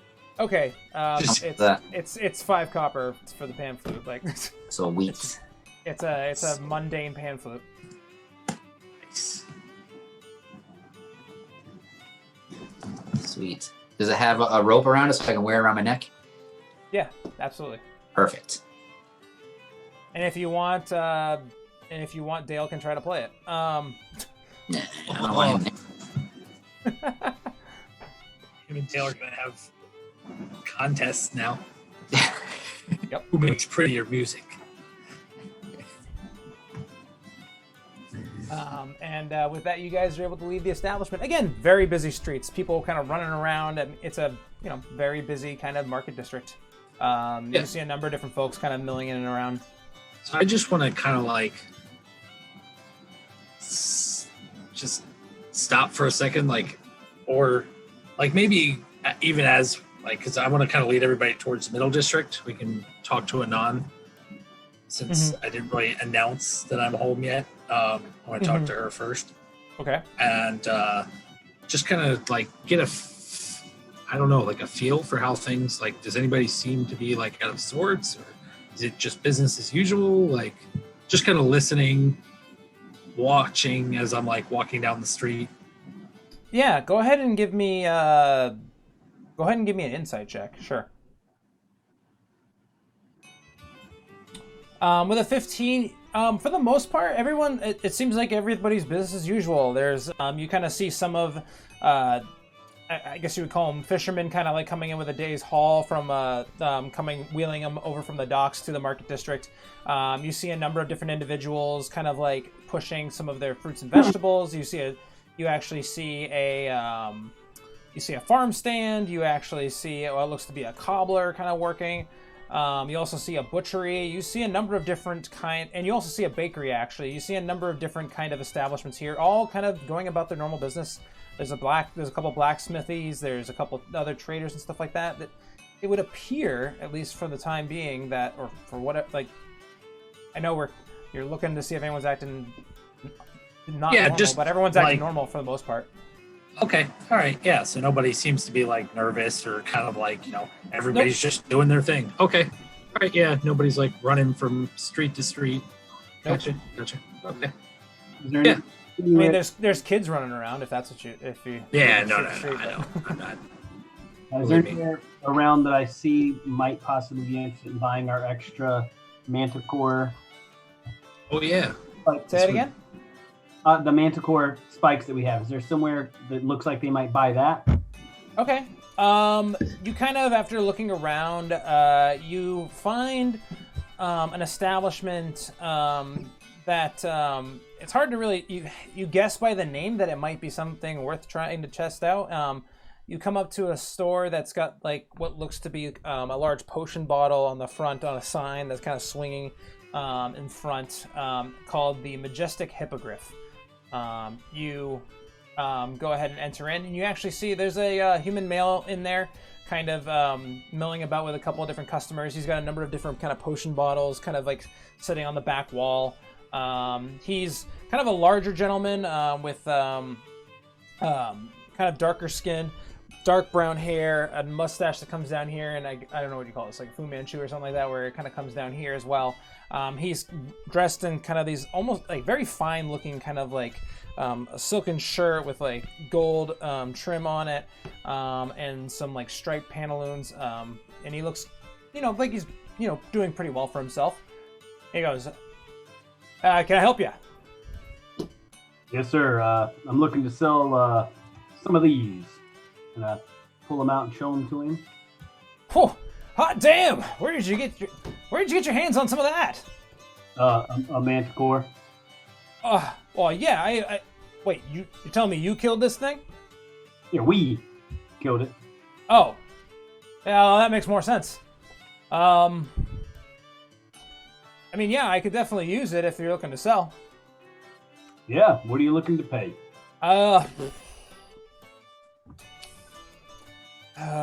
For the 2 spines you got there, I could see myself parting with 25 gold for the both of them. I'll turn and look at Juliet. You got any of those funky things you cut off? What if he's interested in that? I put the things on the counter. How about these?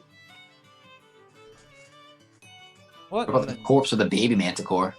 What in the... Oh, Jesus. I mean, I appreciate it, son, but well, they're not as mature. They're not...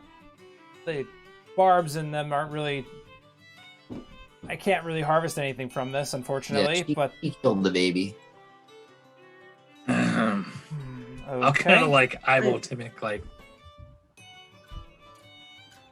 I didn't do it on purpose. It's dead. Where in Orban did you find... Like, What in Orban's name did you able to find this stuff? Like what?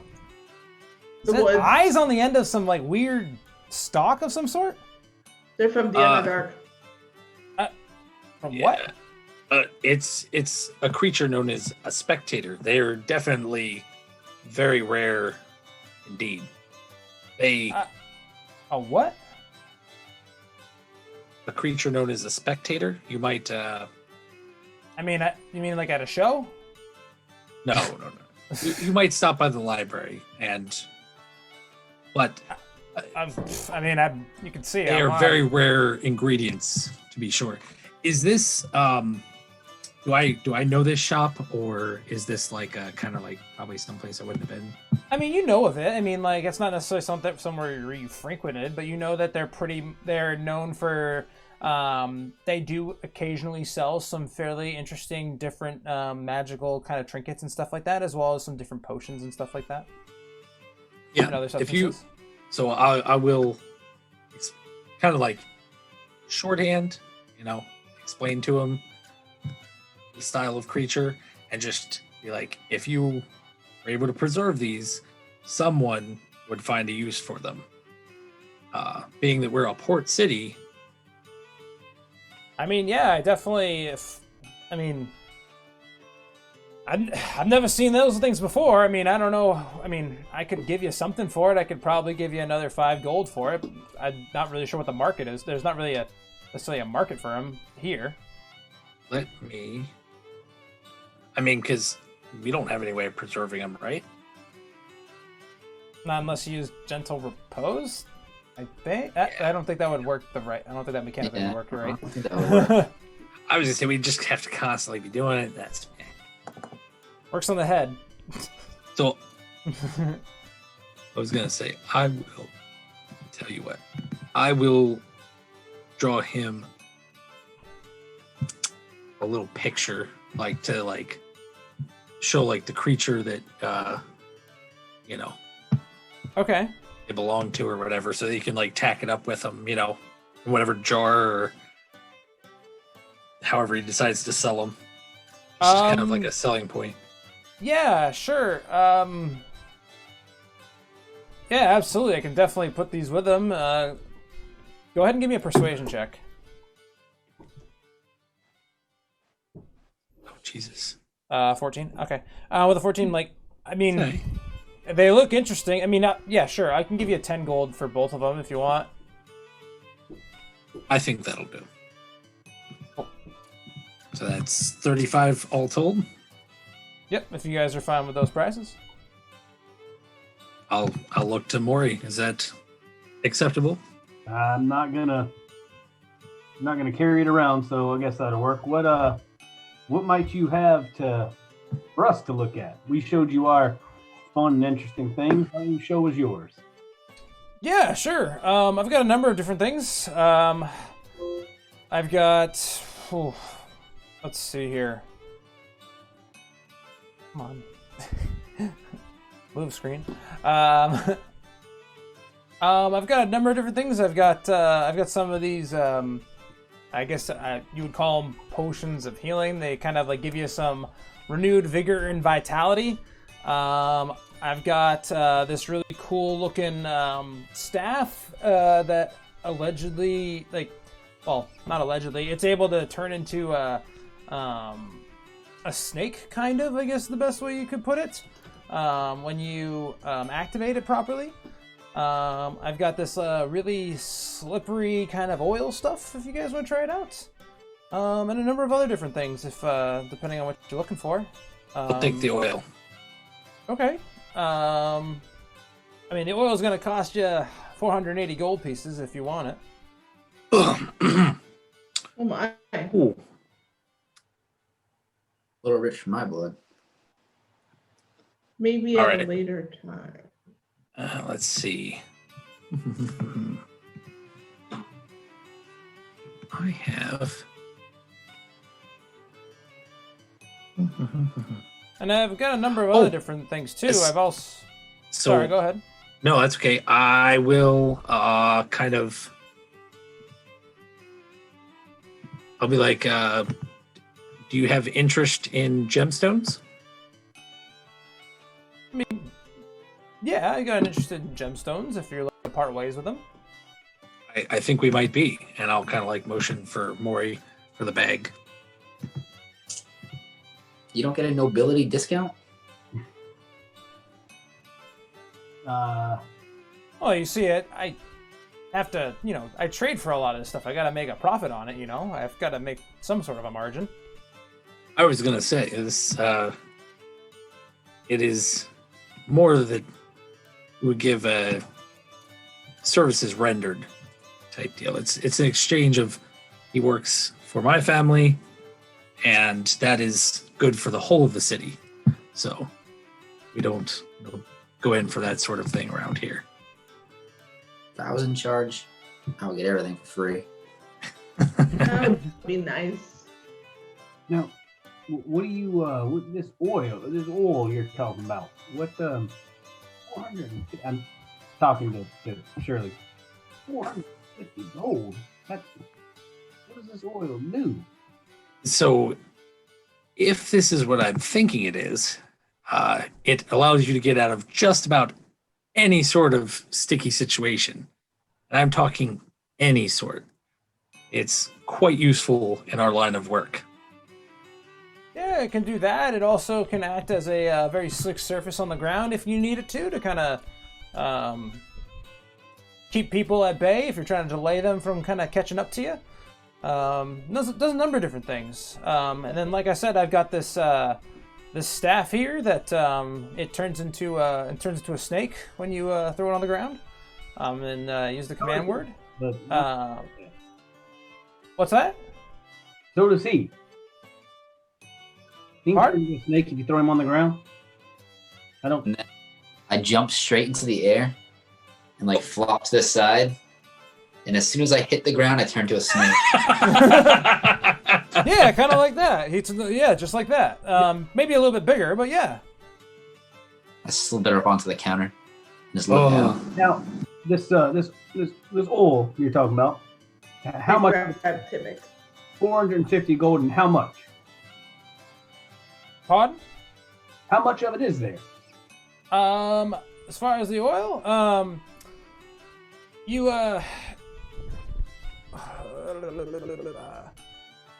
it can only really be used once. It flows very quickly. But yeah, it's only really got one application if you're looking to use it. But it's basically almost acts very similar to some of the kind of like some of the magical spells that you've heard of. I think one of them's called Grease, and the other one's called Freedom of Movement.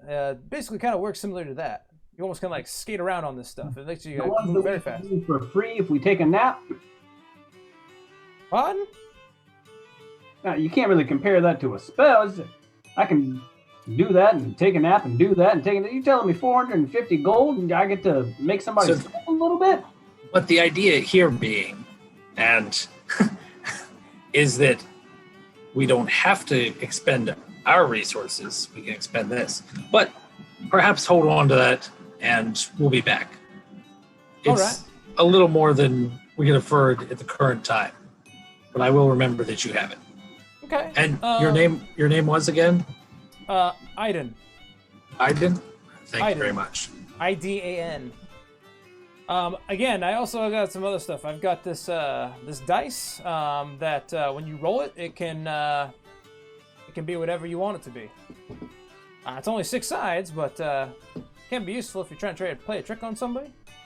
I've also got these very fancy-looking glasses here that'll allow you to be more likable if you decide to use it in that way. And then I've also got this pearl that is very magical. Tell me more of those glasses, please. The glasses. So you just wear these glasses over your eyes, and you basically have the ability to kind of charm a person that you see, and it does have multiple uses, unlike the oil, but very nice looking sunglasses, almost basically. Oh. Julie, weren't you looking for sunglasses? Did I want sunglasses? I did want sunglasses at some point. Because I'm This guy always... has some. He said they're 3 gold. I immediately, as he says that, I just take out my 3 gold, give my glasses. They're not 3 gold. They're 3,000 gold, miss. Oh, I You misspoke. said they were... How much Well- for the dice? How much for what? For the dice. The dice, that's only 300.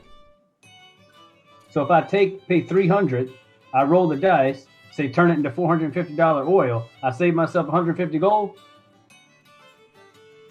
What? You said I roll the dice, it turns into anything I want. No, it turns No, into no, any... no. No. Number on the any dice. number you want. Any number on the dice you want it to be. So you could roll this thing. It's got 6 sides. If you want it to roll 6, it'll roll 6. If you want it to roll 1, it'll roll 1. You go Very play u- down the back alley. Exactly. Very Money. useful in swindling at folks of their coin. I think you know a fair amount about swindling. Let me just I'd like say to walk this. out to shop. I go with her. I get my 3 gold off the countertop. I thought it was 3 gold for sunglasses. Who pays 3,000 gold for sunglasses? Very I'm- charming sunglasses. I'm just gonna look at Idan and be like,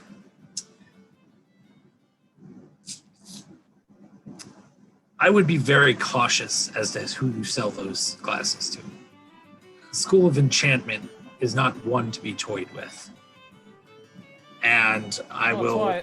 That's why no one can afford them. Well, They're a very high ticket item for a reason. I mean, I was lucky to come across them myself, but I mean, business is booming. I don't have to really worry about trying to get this thing off my shelf anytime soon. I do also have those potions if you want them. we will return. And with that, I'll leave and head towards Middle Nulgrim. All right. I apologize early for my small outburst in there, but I don't think that fellow was being very fair with us. I don't think so either. I'm with Mori on this. We should kill him. No. So I'm gonna look around for any guards or anything like that. And be like, listen, I understand the rest of the world operates more or less at a whim, but here we have laws, we have order, and even suggesting the sort of thing for something as simple as unfair trade. The man possesses items. If he wishes to charge an exorbitant rate, then that is his loss, shall we say, that only certain individuals are going to be able to purchase from him. But it is far from a capital offense. We will keep an eye on him, though. I have feelings about such items and such magics that are not shared by everyone, as the fact that they are quite widely used. But if it were my choice, they would not be. I'm gonna look around. I'm gonna get close to Red. I'm tell him come a little bit closer to me, so I can Okay. say this where all people can. Can we at least take his finger? If we find he's doing something wrong, that is not out of the question. Okay. Can I do it? Right now, we have to prove that he did something wrong. I didn't say right now. When we prove it, how we proved. When we that- prove it, got you. Yes. When we prove it, how we proved that crazy girl killed that other girl because of that shitbag, we we did the good job there. We can figure that out here. And then I look around again. We take his finger. Yes. Okay. I'm happy. All right. So did you go to your dad now?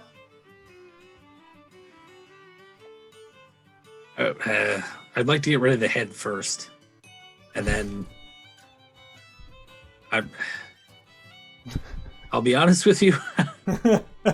I'm nervous. As I said, we didn't part on the best of terms, and I'm not sure what this is about. No, maybe. Like, I'll kind of look to the group and be like, do you think we should go see what this is about, holding up the message, or should we get rid of the head? Well, Let's get I rid of looked it. at everyone. Yeah, let's get rid of the head. Yeah. Let's Alright. go real quick. And then after we get rid of the head, we gotta go talk to your dad. Because it could be important. It probably is, or he wouldn't have sent an actual messenger. Speaking of which, I'll have to send word to Gerald's family, but Do you think Gerald was the messenger that got killed? yes, I do. Oh. It's unlikely that there would have been two on the same. Although, going forward, that may be a requirement. Let's go get rid of this head. It's starting to smell. All right. So, All right, you guys are able to make your way over to the district of Middle Nulgrim. You actually see, as you're kind of walking through, there are some very reasonably built homes and other different buildings that kind of dot the area, mostly made of wood, a fairly decent and fairly recent construction. Many of the high-end or more high-end to middle working class folks live here, such as those in the trades or those with employment in the market district. Is basically what you know, Shirley, and what you kind of gather as you're walking through. In here, in the Middle Nulgrim section of town, you actually do know that there is there's a tavern and inn that is fairly reputable, called the Tricky Ingot. As you guys, if you guys would like to go there, that's probably the best place to look for a non, if that's what you're looking to do, to drop off the head. I take it that's a yes. yes. Yeah, okay. From the outside of the tavern, it looks beautiful. It's, fairly peaceful. There's some intricate carvings on the outside of the building that kind of like make it very homely and inviting. You can see, it's hard to see through the large windows, but you can kind of hear some of the energy coming from the inside of the tavern. And as you enter this large kind of, again, this ornate looking wooden door, you're welcomed by people enjoying drinks and some general happiness. You can see the bartender behind the bar. He is a darker-skinned human male with a beard that kind of comes down here or a mustache comes down into some mutton chops that kind of fly up over across his bald head.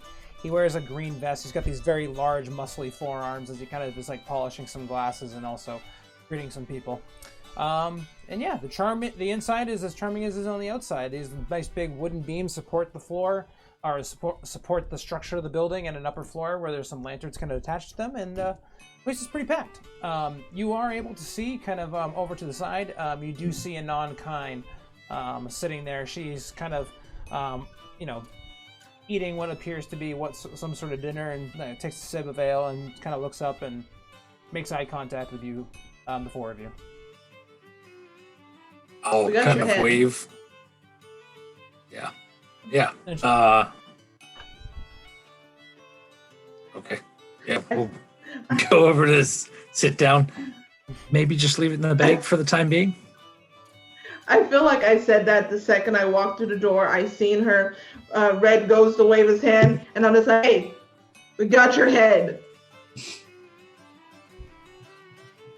I mean, I feel like too, like that's probably not an unheard of thing in this tavern too. If it's like the most frequented in Middle, there's probably some other adventurers in here too.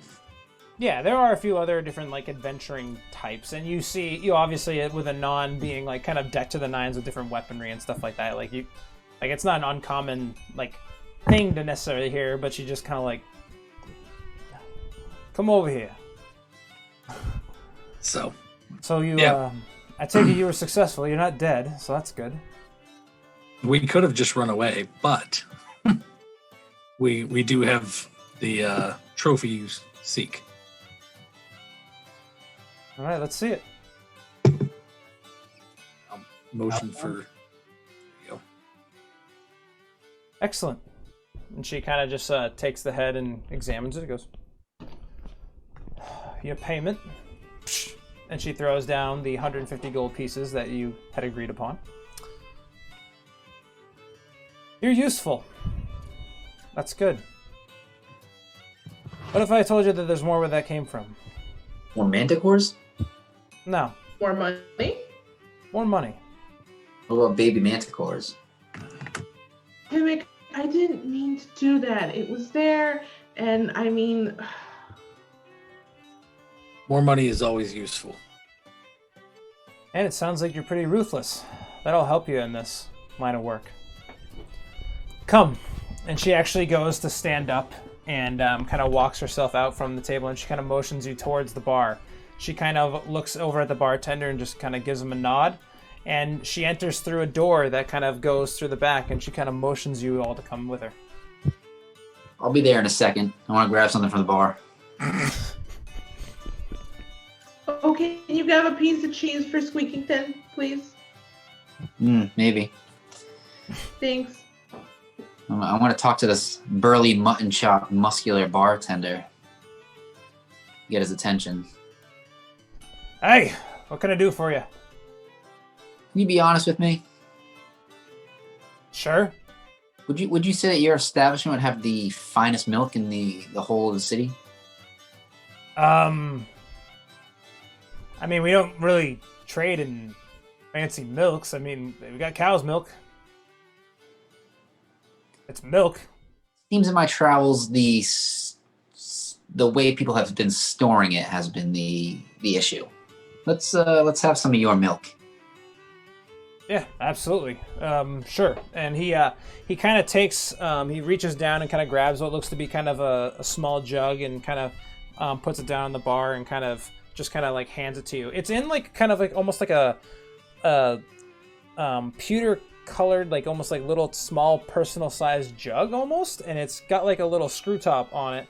And when you go to grab it, after handing over the 1 copper he asked for, it's cold, like it's been sitting on ice or something like that. If at the very least they take the care to make sure that it doesn't spoil right away. They do. I smell it to make sure it's smells fresh. Smells fresh. Take a sip. No, I'm just kidding. You're fine. Tastes like it's pretty good. I mean, it's not like it's not bison milk, but it's pretty good. Thank you, sir. It's the finest I've seen in my travels so far. Whatever. I would like to meet the cow that you milked for this. Huh? Pardon? Is the farmer local? Yeah. I mean, we can't ship it. It spoils. Which farm do you get the milk from? I mean, we mainly get it from a fellow known as Richard. He's got a farm stand down in the market district. He'd be someone I'd go check out, I guess. All That's right. what you're looking for if you want more of this. Thank you. You're welcome. I flip him a gold piece. Oh, shit. Thanks. Keep up the good work, son. It's one for me.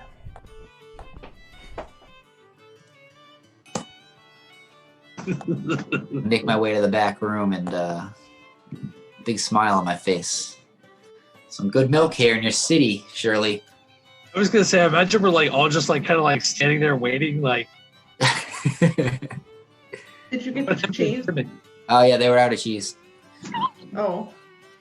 Yeah, he said they don't have cheese here. He said you have to go to the other tavern. Oh. I'm sorry, Mr. Sweeney. Then we'll get you some soon. Just put him on the ground. He'll go find some crumbs. I will not give Sir Squinkington the first of his name. Crumbs. He hasn't eaten anything for about 5 days now since you found it. Like, I imagine he's just been, like, eating through our rations like crazy, just like... Yeah. I've been time in feeding the pack. What have you been feeding him? Crumbs? I've been feeding him bread, and I've been feeding him like the dried meats, and No wonder there I were bites found- taking out our meats. we, I knew we had a checked- problem. Don't say that to him. He didn't. You need a more respectable animal like Dale.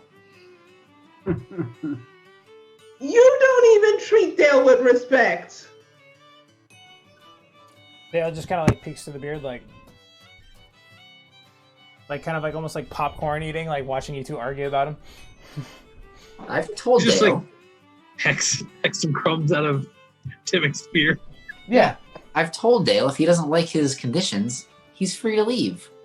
He must like it here. He hasn't left. That poor bird is probably just confused. No. Smarter than Sir The Squeakington. milk fumes. Sir Squeakington is so smart. See, I pull him out. See, he's. Can Dale try to eat him?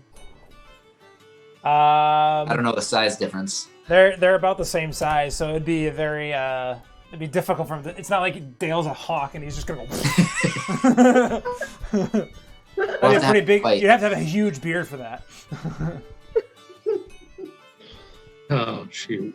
All right. So this Anon person just like sitting Yeah. us. Yeah, she's just kind of like, "Are you all done yet?" Like, what the fuck? Apologies.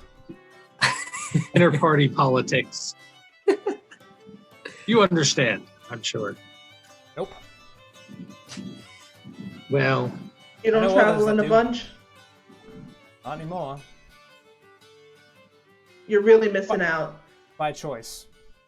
there are days. I mean, All right, come on. Lead on. And she leads you down this kind of long, winding corridor, and you end up coming into this. Eventually, it comes out into this opening, and you actually see this very grand room with a bunch of different like banners and actually a bunch of different heads of various different monsters and creatures. You see what appears to be another manticore head, ironically, for whatever reason. Yeah, very strange. You also see the head of a like almost like different taxidermies type animals and stuff like that. Like you see like a giant owlbear head. You see a number of other different slain monsters.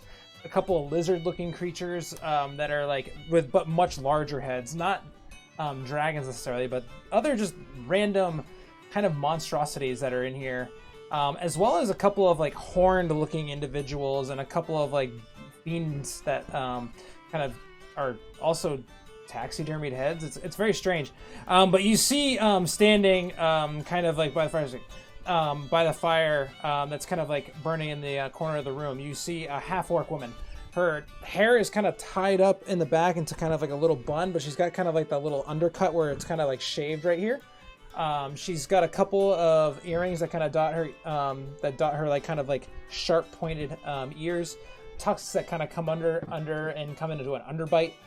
She's got these like kind of like hand wraps. She's also decked out in like really good looking leather armor and almost like a some sort of skin that she's kind of like strapped over herself, that kind of comes and clasps in the front with like a golden looking chain. And she kind of looks up and goes, "Anon, who are these people?" And Anon just like, "Maybe some new recruits. I'll leave you guys to it." And she kind of like, "Don't do anything stupid." And she walks out. She goes, "Well, welcome to the Hand of Justice, I guess. We're, kind of an upstart underground, I don't know what you would call it, monster hunter type, guild and establishment. We, if you want to join, you can. Sounds like, for whatever reason, Anon trusts you, so you must be decent at killing something. Name's Akumi. Are you the leader? Yeah, I run this place."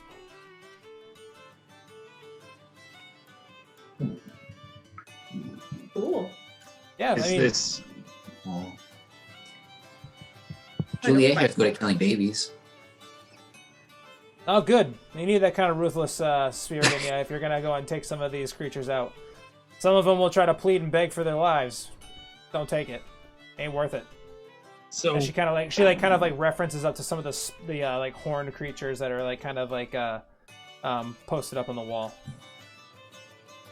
So is there a personal reason for this guild existing, or is this purely a monetary thing, or? I mean, we make a lot of money out of it. Yeah, I mean, we take like I started this kind of like between me and Anon and a couple other confidants, but we, not unlike yourselves, we were adventurers that well, we just like killing beasts and creatures, so we started taking jobs from different people, and we found that we could make a job and a racket out of it. So we took up residence here. Now we don't just invite anybody in here. You kind of have to go through a rite of passage, as it were. But we got plenty of resources to get you your hands on some different kind of items that'll help you in your travels at a half off of what they normally would cost you, just because we run in some very difficult line of work. We do a lot of dangerous stuff, but we get really well rewarded for it because of got some friends in high places. Which looks like you all have a friend in a very high place as well. Kind of like looks at you, Shirley. Well, he's on outs with his father. Well, He had words before he left the city. Okay. note to self. Mimic is a wealth of information. Let's not get him captured because He just sprouts out information at all times. As he He's like a says that, fountain. I'm just going to kick him in like the ankle or something. What my good Timic. friend Timic here says is true. But I have returned to try to perhaps smooth things over with him. But should that fall through, other means of making money would be good to have. Yeah, should it fall through? Should it not fall through? I don't give a damn. I mean, hell, if it doesn't fall through, probably better for us. But, I mean, that's assuming that you This join is true. us. I assume as I motion to the Manicore head and the one I'm assuming is laying close by, that our rite of passage has been completed, so to speak. Oh, no. Anon's just smart. She just subcontracts out everything and gets other people to do her work for you. You got some other stuff you got to do. Good. What is it? Well, you got to complete a job for us. If you can take care of this job, an unpaid one, we'll invite you into the guild. You'll be allowed in. Again, think of it as a rite of passage. Now, obviously, Manicores are, not fairly common. They're a little rare, but dangerous creatures for most common folks. But for small groups of adventurers like yourselves, not too much of a difficult task to take care of. But, they still fetch a pretty good price when you, take them out. What we need you to do is, we've got a job recently from up north, not too far from here, just north of the city. Apparently, there's a word of a pretty large creature wandering the plains up there, eating a lot of the deer and livestock and causing a lot of issues for some of the regular hunters in the area. From the description that we've gotten, it's not like anything we've ever seen, but a group of you should be able to handle it. We decided to call it a Trex. It's a massive creature with a pretty large head, multiple rows of teeth, very big, huge, long tail, and strong legs. Luckily for you, it's got these kind of little tiny arms, and they can't really reach you. But don't be fooled; it can easily chop down on anyone that's close to it. My advice: stay far away from it and take it out from a distance. You can grab one of its claws as proof of the kill. We're glad to call you a member and get you some of the higher price jobs, some of the more dangerous ones, the ones that are gonna, well, I know it doesn't seem like much here, but we keep our gold stores close to our vest. Let's put it that way. Do I recognize what kind of creature he's talking about?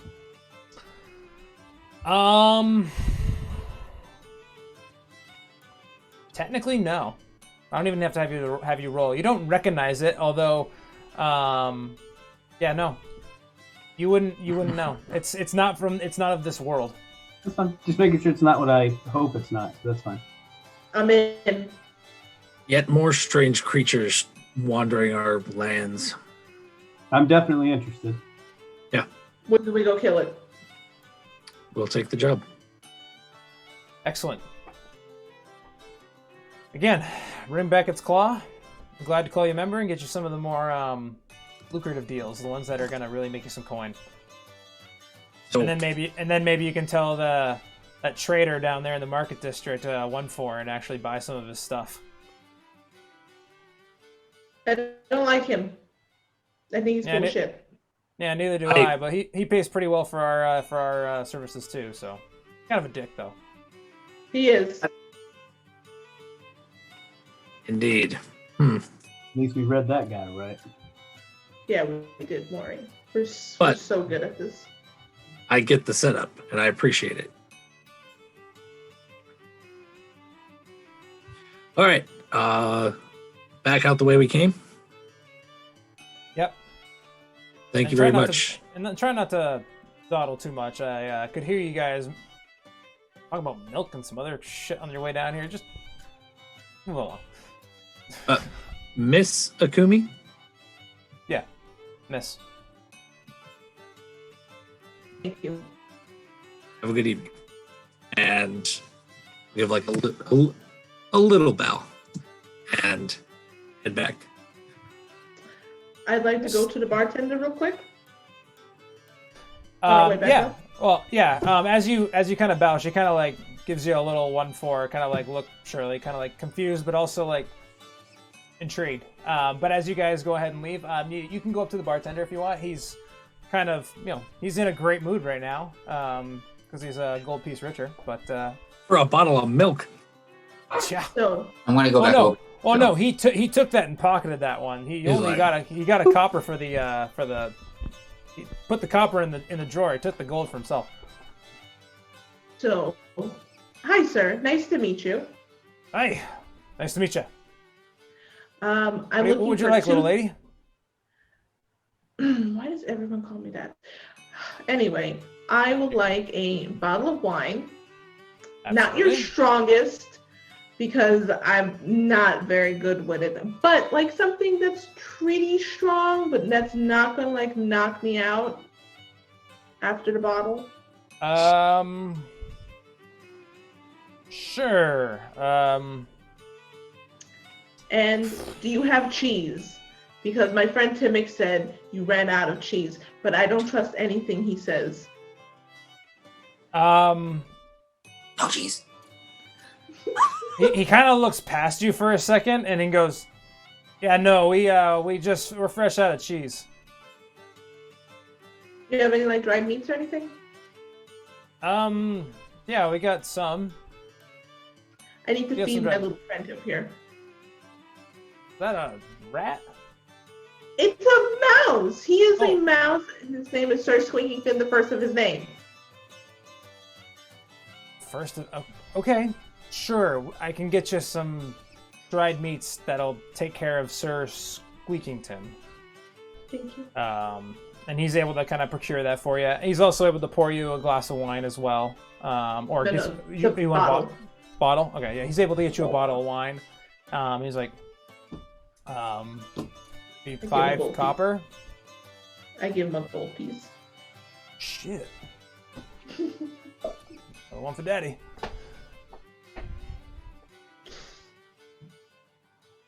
That's all I want. Okay. So I get my bottle and It's been a good day for you, Jason.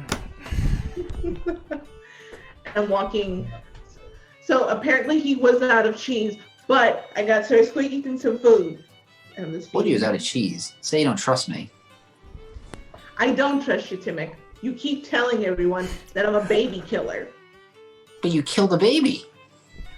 Okay, but it was a monster baby. Like, I mean, it was going to eat someone's face off if we let it grow up. I'm kind of okay with killing a baby. If we let it grow up and then killed it, We had 150 more gold.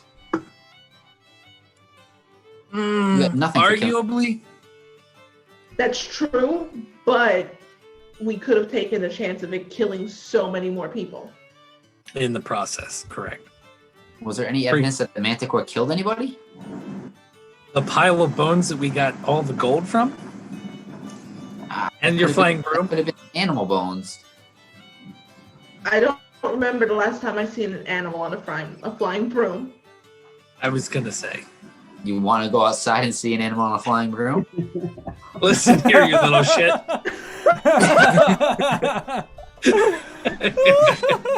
Oh God.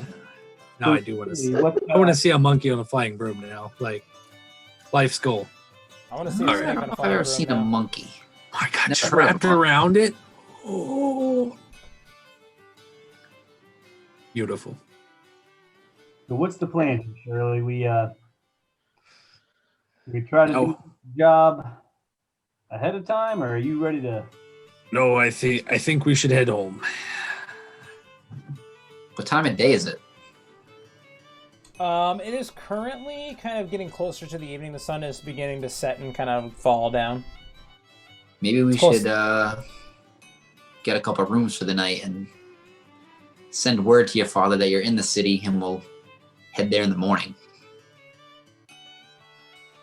I was Get gonna say rest. it's up to you if you'd like to. I think maybe for all of us, you can relax, get a night's sleep before we go talk to him. It's not a terrible idea.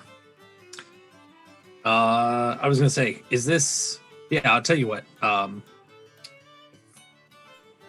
I'll go up to Jessen. Yep. And It's a good ear because none of you actually asked him. I just said it under his breath. I will ask for. I'm assuming they have multiple suites, or if they. I mean, just yeah, have- we got some rooms. We got some rooms. You can have them. Your friends already basically gave me more than what I made in 2 months. All right, I'll take the keys. Enjoy your 2 suites, I guess. It'll be nice to sleep in a bed again. As I walk away. It's only I been a find night, myself- so I mean. No, I'm thinking more of my bed. I just didn't want to be rude to him. Again, I have manners. Yeah. So, but yeah, I think we should. Yeah, because I can prestidigitation. I'm gonna say to Mori, we should play around with that jug. Let's do it. What are you guys doing to the Alright. jug? Yeah, what are you guys doing to the jug? Yeah. So I don't So I'll tell you what. I'll pull the stopper. I don't know. Is that how that works? Well, I'll tell you what. It doesn't have a stopper. It's just a big. It's a rather large jug that is like a pitcher. It almost has a handle and it's got a wide opening, but it doesn't look like. It sounds like it's making some sloshing noises, but doesn't actually have anything inside. All right, then I'm gonna grab a couple of cups off of a table as we're going to the room. Okay. And just assuming there's a little table or something in the rooms, have Maury translate, and then I'll just try pouring, see what happens. Okay. Have him read the runes, and then I'll kind of dump it. Sure, absolutely. So, Maury, you have the option of saying in Draconic the words acid, poison, beer, honey, mayonnaise, oil, vinegar, water, salt water, wine. Take your pick. So I'm looking down it and I say, you want something to help us tonight or tomorrow? Tonight. All right. So you said ale, right? Beer was one of the options? Beer is one of the options, yep. In Draconic, I say, I want beer. And I'll just kind of like... And coming out of the jug, you actually see a fairly fast trickle of beer just starts flowing out of it. You're able to kind of like fill the glasses that you took, and you can actually you can see inside of it as you tilt it back up. There's still beer inside the jug. After those 2 glasses you poured, about probably like 3.5 gallons left. This is amazing. I'm gonna try wine. Let's finish this first. Man, this is pretty wild. I'll say I'm gonna go back down and grab 2 more for Timmick and Juliet.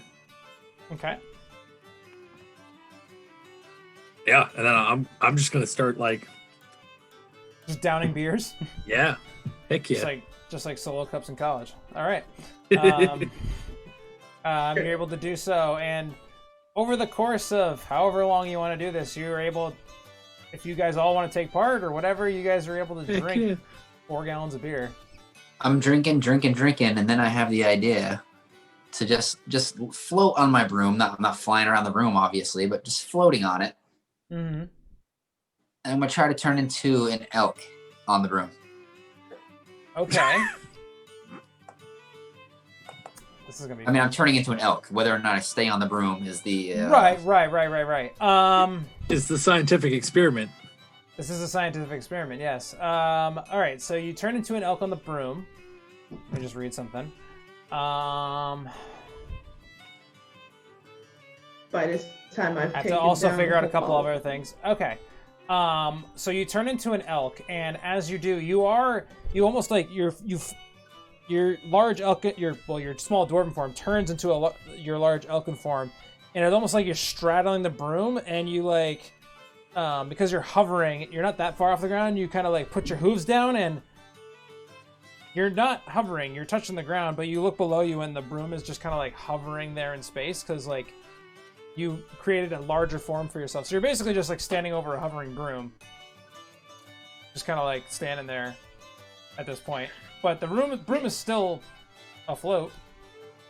Timmy, turn into like something else. Turn into the Chihuahua. I'm so drunk at this point. So I can't do that. I was gonna say the snake on the broom though. Snake on a broom. Snake would work, but I Snake's switched on a back to plane. Timmick after that snake. If you attempt to sit on the broom kind of just gets planted to the ground. Has a weight limit? Yeah, it does. Can Makes I sense. get onto the broom? No. If you your cannot party get on. member will let you. Yeah, exactly. If he'll let you know. There's an elk in the way. There's an elk sitting on the broom and it's stuck on the ground. What's the weight limit on the broom? The weight limit is 400 pounds. Yeah, that's pretty good though. If it's over 200 pounds, it flies at its speed becomes 30 feet. If you're over 200 pounds. I had to look up the weight of an elk in order to figure that out, and elks apparently weigh like 600 pounds. I'd like to try to move the elk out of the way, drunkenly. Move, Timmick! I want to try the broom. You feel like some like annoying like little gnat like kind of pushing out against you like sloppily. I just make that sound where they like just blow all the air out of their nose and and I turn back into Timmick. Julia, make a dex save at disadvantage. Can you tell me what my dex is real quick if you have it? Oh, Yeah, I can tell you your stat. make it. So that's a 3. Cool, so it's a 5. You are unable to anticipate and get out of the way of this giant snot rocket coming out of the elk's nose, just and it just like splats on your face, and then you kind of like wipe it out of your eyes, and then you just see Timmick kind of just sitting there floating on his broom like. Children play nice. I'll get you for that, Timmick. So I'm gonna look at Maury and be like, you said something to help us tomorrow. What do you think is gonna help us tomorrow from this jug? Mayonnaise. Acid. I can actually create, well, at least it says here, acid and poison. So we could get some poison out of here, fill a couple of vials, and have it throw on some weapons. Okay. You know, it doesn't do a ton extra, but I mean, every little bit helps. Right. I love Okay. poison arrows. Yeah. I was Is the beer empty? gonna say I mentioned at this point. I mean, it's empty at this point, and you're all. Everyone can give me a con save. Timmick, you can do so at advantage.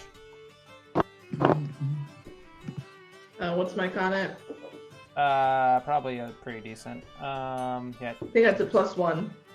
yeah, it's a +1. That's- Timmick is 10. the drinking champion.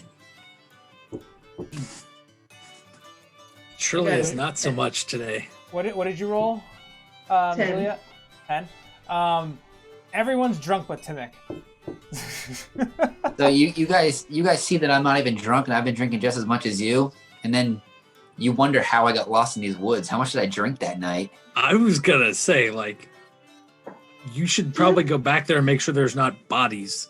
Because if you were drinking with anyone else, Timmick.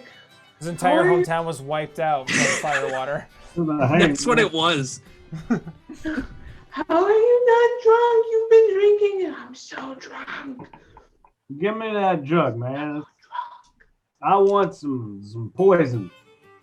I want poison. Oh, Are we gonna drink Poison. poison, Lauren? You already did. Nothing happens. Nothing happens. oh poop. Give me poison. Nothing happens. Give me more beer. Nothing happens. Oh, It's like it can only be used once a day or something. You gotta be sober to use this thing. that's probably the trick. Want me to try? I'm so sober. Give it to me. I'll try. I hand it over to her. Poison. Nothing happens. Yeah. Nothing happens. I was gonna say, I A think couple of drips of beer fall out, but that's about it.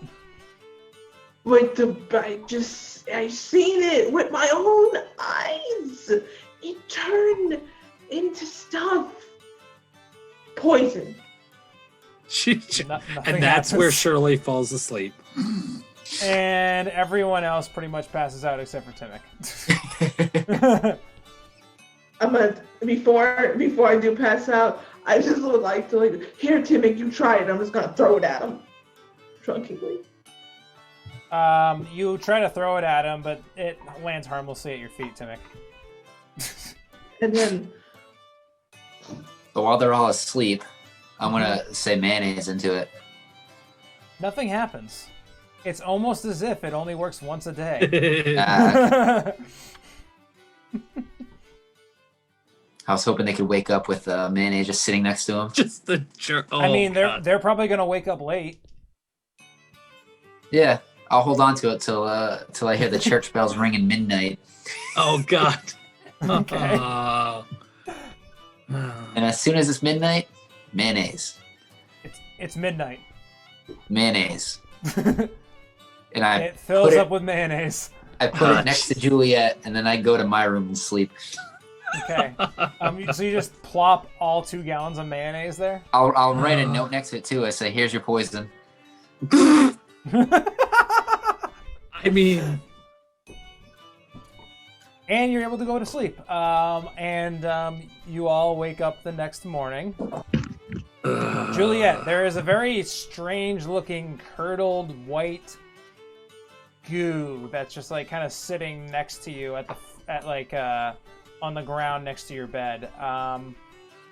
Yeah, and it smells like Poison. weirdest combination of like vinegar and something else. It's Oh, God. very strange, but you do see that it says there's a note that's next to it and it says, "Here's your poison." oh, Timmick, I hate you so much. it probably smells like poison to us right now. Yeah, it's a According lot to of me. mayonnaise, and it's been sitting out and curdling. Curdling? Is that the best word for mayonnaise? Souring. Separating, yeah, exactly. Separating, souring. So it's like Do I need to vinegar con mixed with save? egg. No, it just smells really bad. Ugh. Well, I'm gonna This is. I can't. Give me a sec. This is how Timmick dies. This is how Timmick dies? This is what did it? You have a piece of that dried meat? Here. I get it out of my pocket because I fell asleep in my clothes. Here you go. Check this out, you two. And I dip it in the mayonnaise and eat it. Tastes really good. Can I choose to Tastes fail like my con mayonnaise. save so I can go? I was gonna say, yeah, I'll like grab like some bread out of my pack and like kind I of mean, dip it in. you're allowed to just throw up if you want. Yeah, I'm just gonna just. Oh god, between that and you guys, and then I'm gonna kill Timmick. I was gonna say, I feel like that would be a good cure for a hangover, just like mayonnaise bread. Oh, It's good. I'll tell you that much, lady. Mayonnaise is bad. I would like to walk to Timmick's room. I'm not Okay. there. I'm not there. I'm looking for Timmick. Now I'm actively looking for him. Okay. You go down to the bar area to go look for Timmick. Timmick, where are you? I wild shaped into a cat. Okay. Timmick's nowhere to be found. There is a orange or tabby cat's orange. I don't know. There is an orange cat that's just kind of like wandering around the bar and stuff like that, amongst like some of the other people that you had recognized from the night before that had stayed there. Oh, I'm also I would like to licking pet the cat. out of. I'm licking milk, lapping up milk. Yeah, he's I'd like- currently lapping up milk out of a saucer at the foot of the bar. I like to pet the cat. Make a dex. Okay. It's Saturday. You attempt to pet the cat. What does the cat do? Hello, little kitty. You're so cute. And I'm just scratching his little head because I don't know it's Timmick. Oh, he's a little cat. Timmick, roleplay your cat reaction. I go. I'm like bat at her hand and hiss at her. Oh, it's one of those angry cats. It's pissed off Yeah. at everything. Yeah. Now I'm pissed off that I'm drinking my milk and she's disturbing me. Yeah. So this cat tries to almost like take a swipe at you. It's like not happy that you're petting it. Bad kitty. Bad. Ah, I'm just gonna walk away from the cat. Fuck you. Just trying to pet you. Just trying to give you love. Probably an alley cat anyway. Give me a perception check. Who, me? Yeah. 10 plus, I think it's 3, so 13. Okay.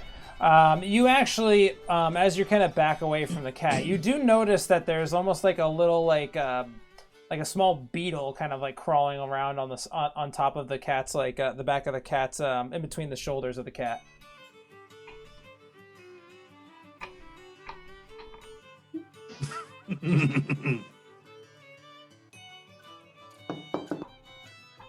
As soon as I notice that, as I'm walking away, I see that. I'd like to pick up the cat. What do you do, cat? Timmick? Cat Timmick. I Cat jump out of her Timmick. arms and I run upstairs. You what? I jump out of her arms and I run upstairs. I'd like to try to hold on to the cat. All right. Go ahead and make an athletics check. A strength check, Juliet, and then Timmick. Go ahead and make a acrobatics check with the cat stats. Hey, I got an 18 plus whatever my strength is. which is like 3, right, or something? 7 okay. plus whatever, so. So you're unable to escape Timmick, but in the process, Juliet, you do take 1 point of slashing damage as the cat is just like clawing into you. It's like it's trying to get away from you as best it can. I'm walking outside and I'm throwing the cat outside. All right, you throw the cat outside. I turn to the bartender. Can I lock the door for just a minute? Timmick, what do you do? Is the door closed? Not yet. No. I'll go around back, look for an open window. Okay. Yeah, you're able to find an open window in the back. It's looks like it's possibly some sort of storage room or something. Okay, and then I'll turn back into Timic and walk out of the storage room. Okay. As I'm walking, my as I'm walking upstairs, I'm so glad I took care of Timmy, guys. He is such a fucking asshole. And I'm looking at him. And then that's when Timic walks in the room. Fucking asshole. Oh, about that time, like Shirley's just like basically like straightening himself up from having slept in a chair like in full gear all night. Like, oh, Mm-hmm. the mayonnaise Timic, helps, but it doesn't solve all the problems.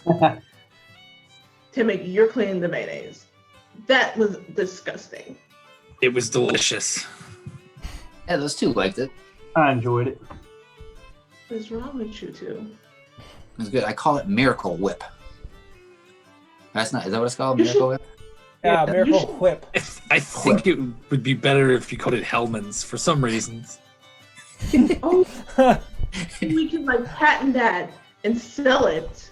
You don't like it? I don't have to like it to make money off of it. I mean, it makes sense. You whipped it up, and it was like a miracle. It was an empty jug. It was kind of a miracle. You whipped it right up. That makes perfect sense. Miracle whip. I On like everything. I think this is a great idea. Want to put it in some other containers and put it in the bag of holding and try to sell it? Not this stuff. This stuff was on the floor. Your vomit?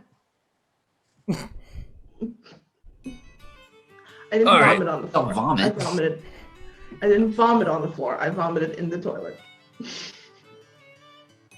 Oh, you mean in the privy outside? Just out the window, projectile like across the. I'm like, toilet Alleyway. isn't really a thing in this time period. Oh yeah, I this thought there world? was like a toilet in there. And now you know why Red has prestidigitation. Fair. It would have been out the window then. Spoiled brat. What are toilets? Mm. I love Done. you guys. It's cool. Oh, geez. Cannon. All right. Yeah, so What are you doing, guys? it's time. Yeah, we've done everything possible to avoid meeting the We family. go You want breakfast to first? your dad. No. Yeah, so I was gonna say, I'm gonna tell them it's up to you guys. I was gonna say, if you want to come with, I was gonna say you're more than welcome to, or to get into shenanigans, but I need to go take care of family business. And I'm probably just gonna I'll probably wear my sword and my clothes. Like, I'm not gonna take my gear with me. Okay. I'll leave that here.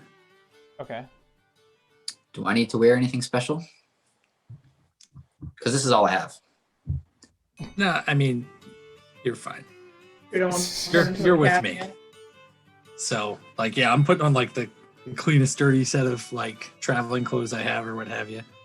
Just kind of like, That you can press digitation to be clean. yeah, I was gonna say, yeah, I can technically just, clean it up anyway. But like, as we're going, like, I'm just like, every time there's like a speck or a spot or anything, like, he's just left and right.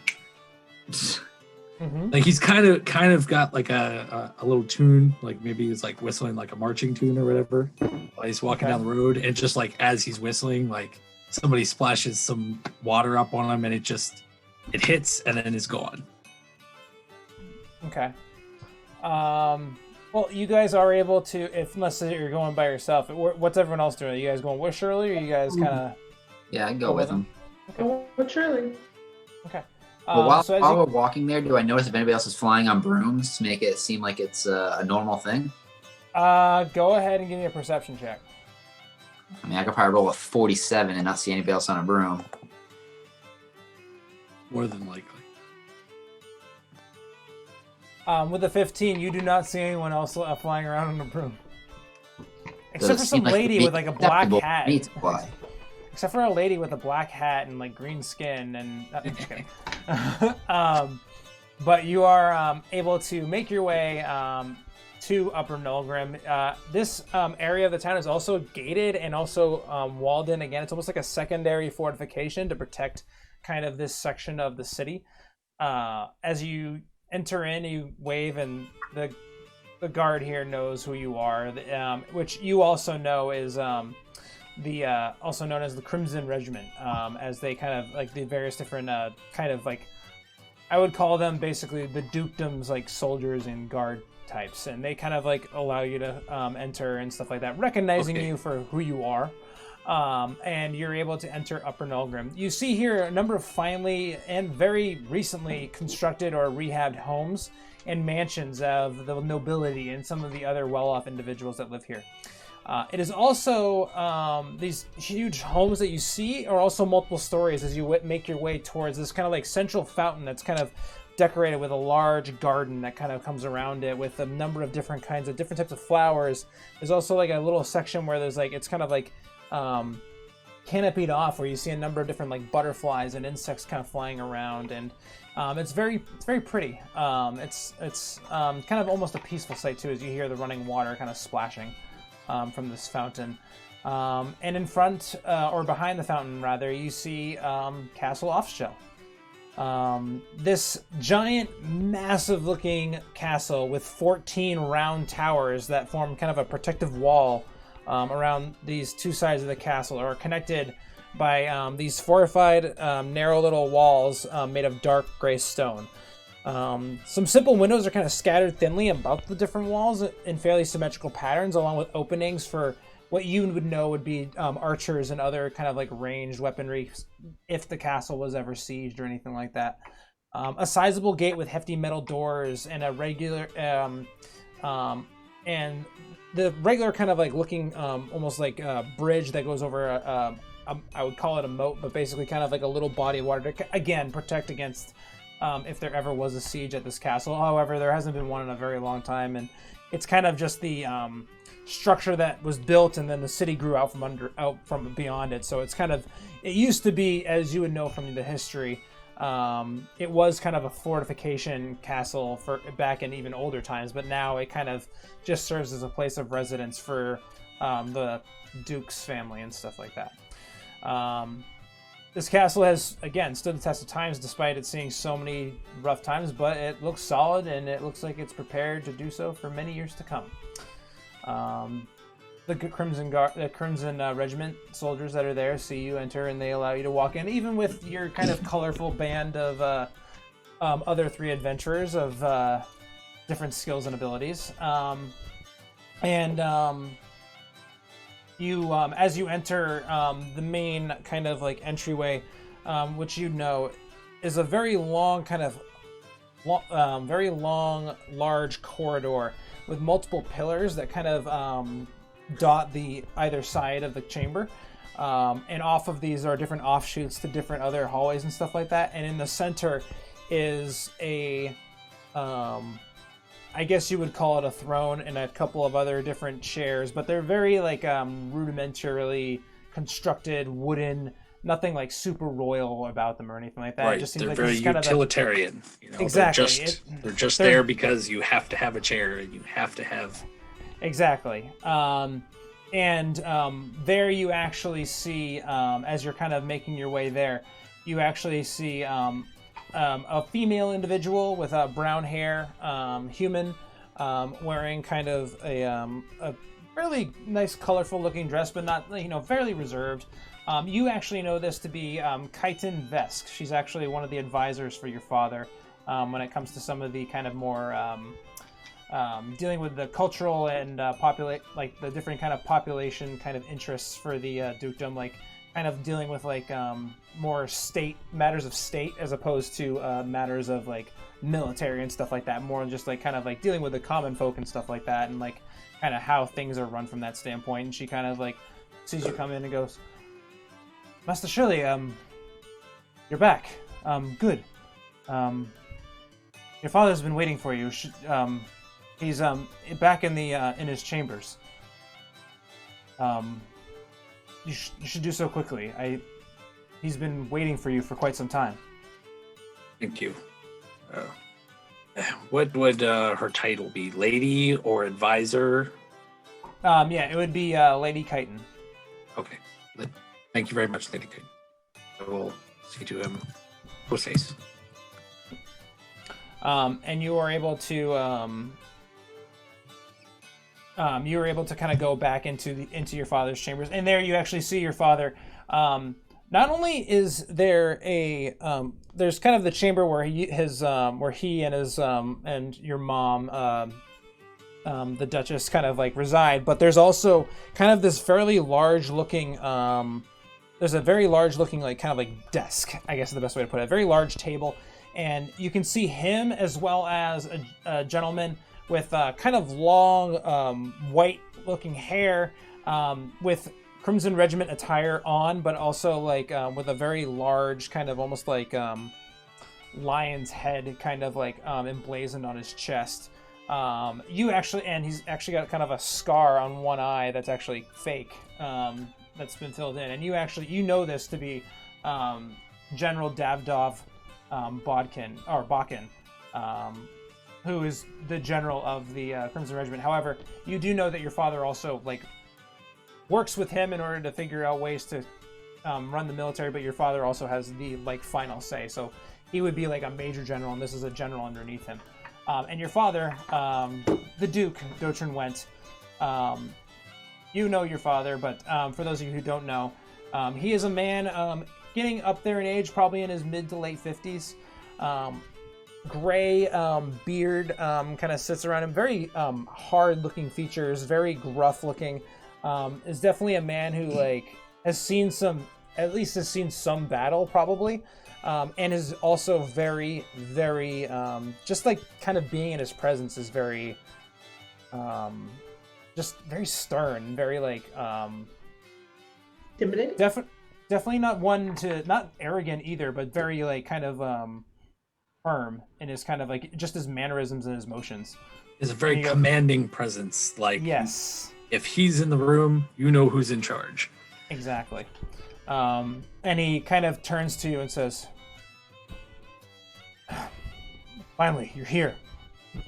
So yeah, I would come in and just like salute and like wait at attention. Reporting for duty. Yeah. Okay. Relax, son. It's fine. We have bigger, more important things to worry about than the reasons you left. And I'll approach the table and like, if I may, and I'll introduce. This is Morharan, Juliet, and Timik, who is my first companion. Great, awesome. Pleasure to meet all of you. But, son, we have a problem. Some of our local forces have been reporting that, well, Dewhurst is gone. And that's to say that it's been overrun. For those of you who don't know, Dewhurst and Chesterfield are two kind of ancillary little establishments, kind of like they're more like farming villages than anything else that reside outside of the walls of the actual city itself. They're kind of like small little hamlets just east of the city of Nulgrim. It was taken in the past few days by these very strange, almost organized individuals. Not dwarf-like, but not dwarf. All with these strange abominations, odd-looking spider creatures, weird humanoids, and floating specters that, with one look at you, can just make you freeze right in place. It's, Spider creatures? Specters? Spider-like creatures, yes. What kind of spider creatures? Um, relatively armored. A spider-like, not necessarily spiders. Like just creatures with very long. A drider? No. What's a drider? It's a woman, top half male or female, armored, bottom half spider. No, nothing like that. These ones almost like have a very thick chitinous. Like either way, we've been hearing reports of this force making its way north to Chesterfield, which means we don't have much time. Indeed. I know you haven't had the most experience, but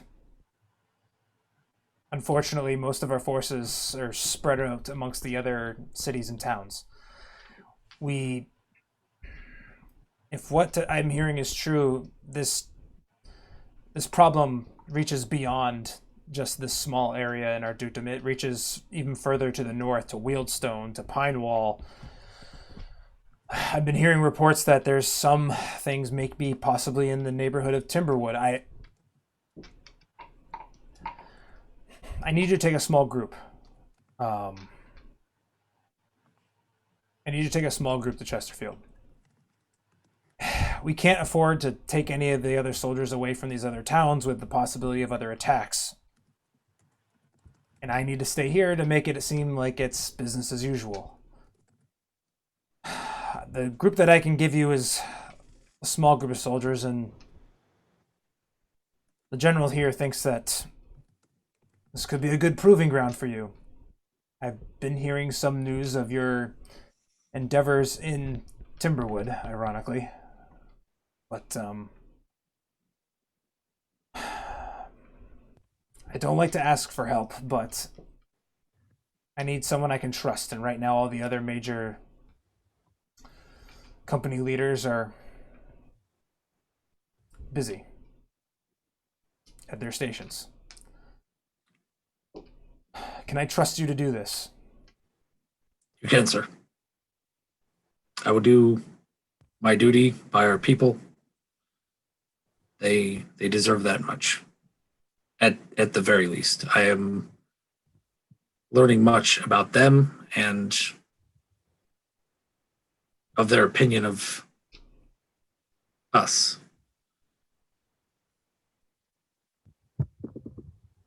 Thank you, son. Like I said, the force from Dewhurst that did make it away has reconvened here. We can send you the group that was able to escape, and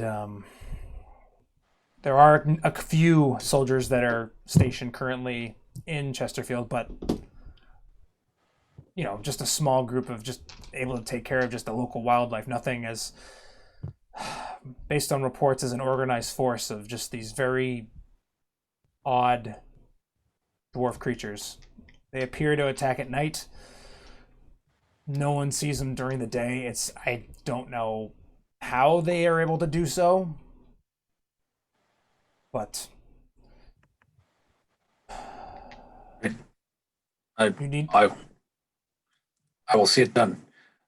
I have some, and like I'll pull out like some like notes or whatever that I've been making, kind of like before bed or what have you, about the situation in Timberwood, and kind of report on Deer Meadow what happened there. Just kind of like filling him in on everything that's been transpiring with us in the past couple of weeks, and why it took us almost 2 weeks to get here. This is good. I'll see it that Lady Chiton is briefed on these matters. If you can, I'm not sure how much time you have left, but I believe if you can make it there before tomorrow's night, you might be able to head them off before they actually reach the hamlet. Good luck, son. Sir. Last matter, I would recommend that we see to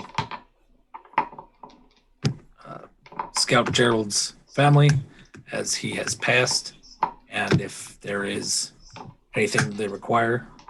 He's already not listening to you, but and he's already kind of just like looking at what he was looking at with the general. But Davdov just kind of looks up and goes, "We'll brief Gerald's family. Don't worry about it, sir." And goes back to what he was doing as well. And then I'll about face and kind of like nod for the rest of the group to head out. Okay. And that's where we're gonna leave it tonight. Cool. So thanks guys for hanging out with us. So we will come back here again next week to see what happens in the coming days on the way to Chesterfield. So again, guys, if you haven't yet, make sure you subscribe to the YouTube channel, because we will be doing a giveaway here on stream at some point when we hit 1,000 subscribers. Hopefully by next week. We only need about 40-ish more or 45 more, so please do that. Also, and as a result, you will be able to win this awesome dice bag, so don't want to forget that. And again, that's courtesy of Maddie by Madeline. There's actually a link to her Etsy shop down in the cards down there below, as well as all the other stuff as well. So I hope you guys are continue to stay safe in these kind of weird, crazy times, and until next time, happy gaming. See y'all next time.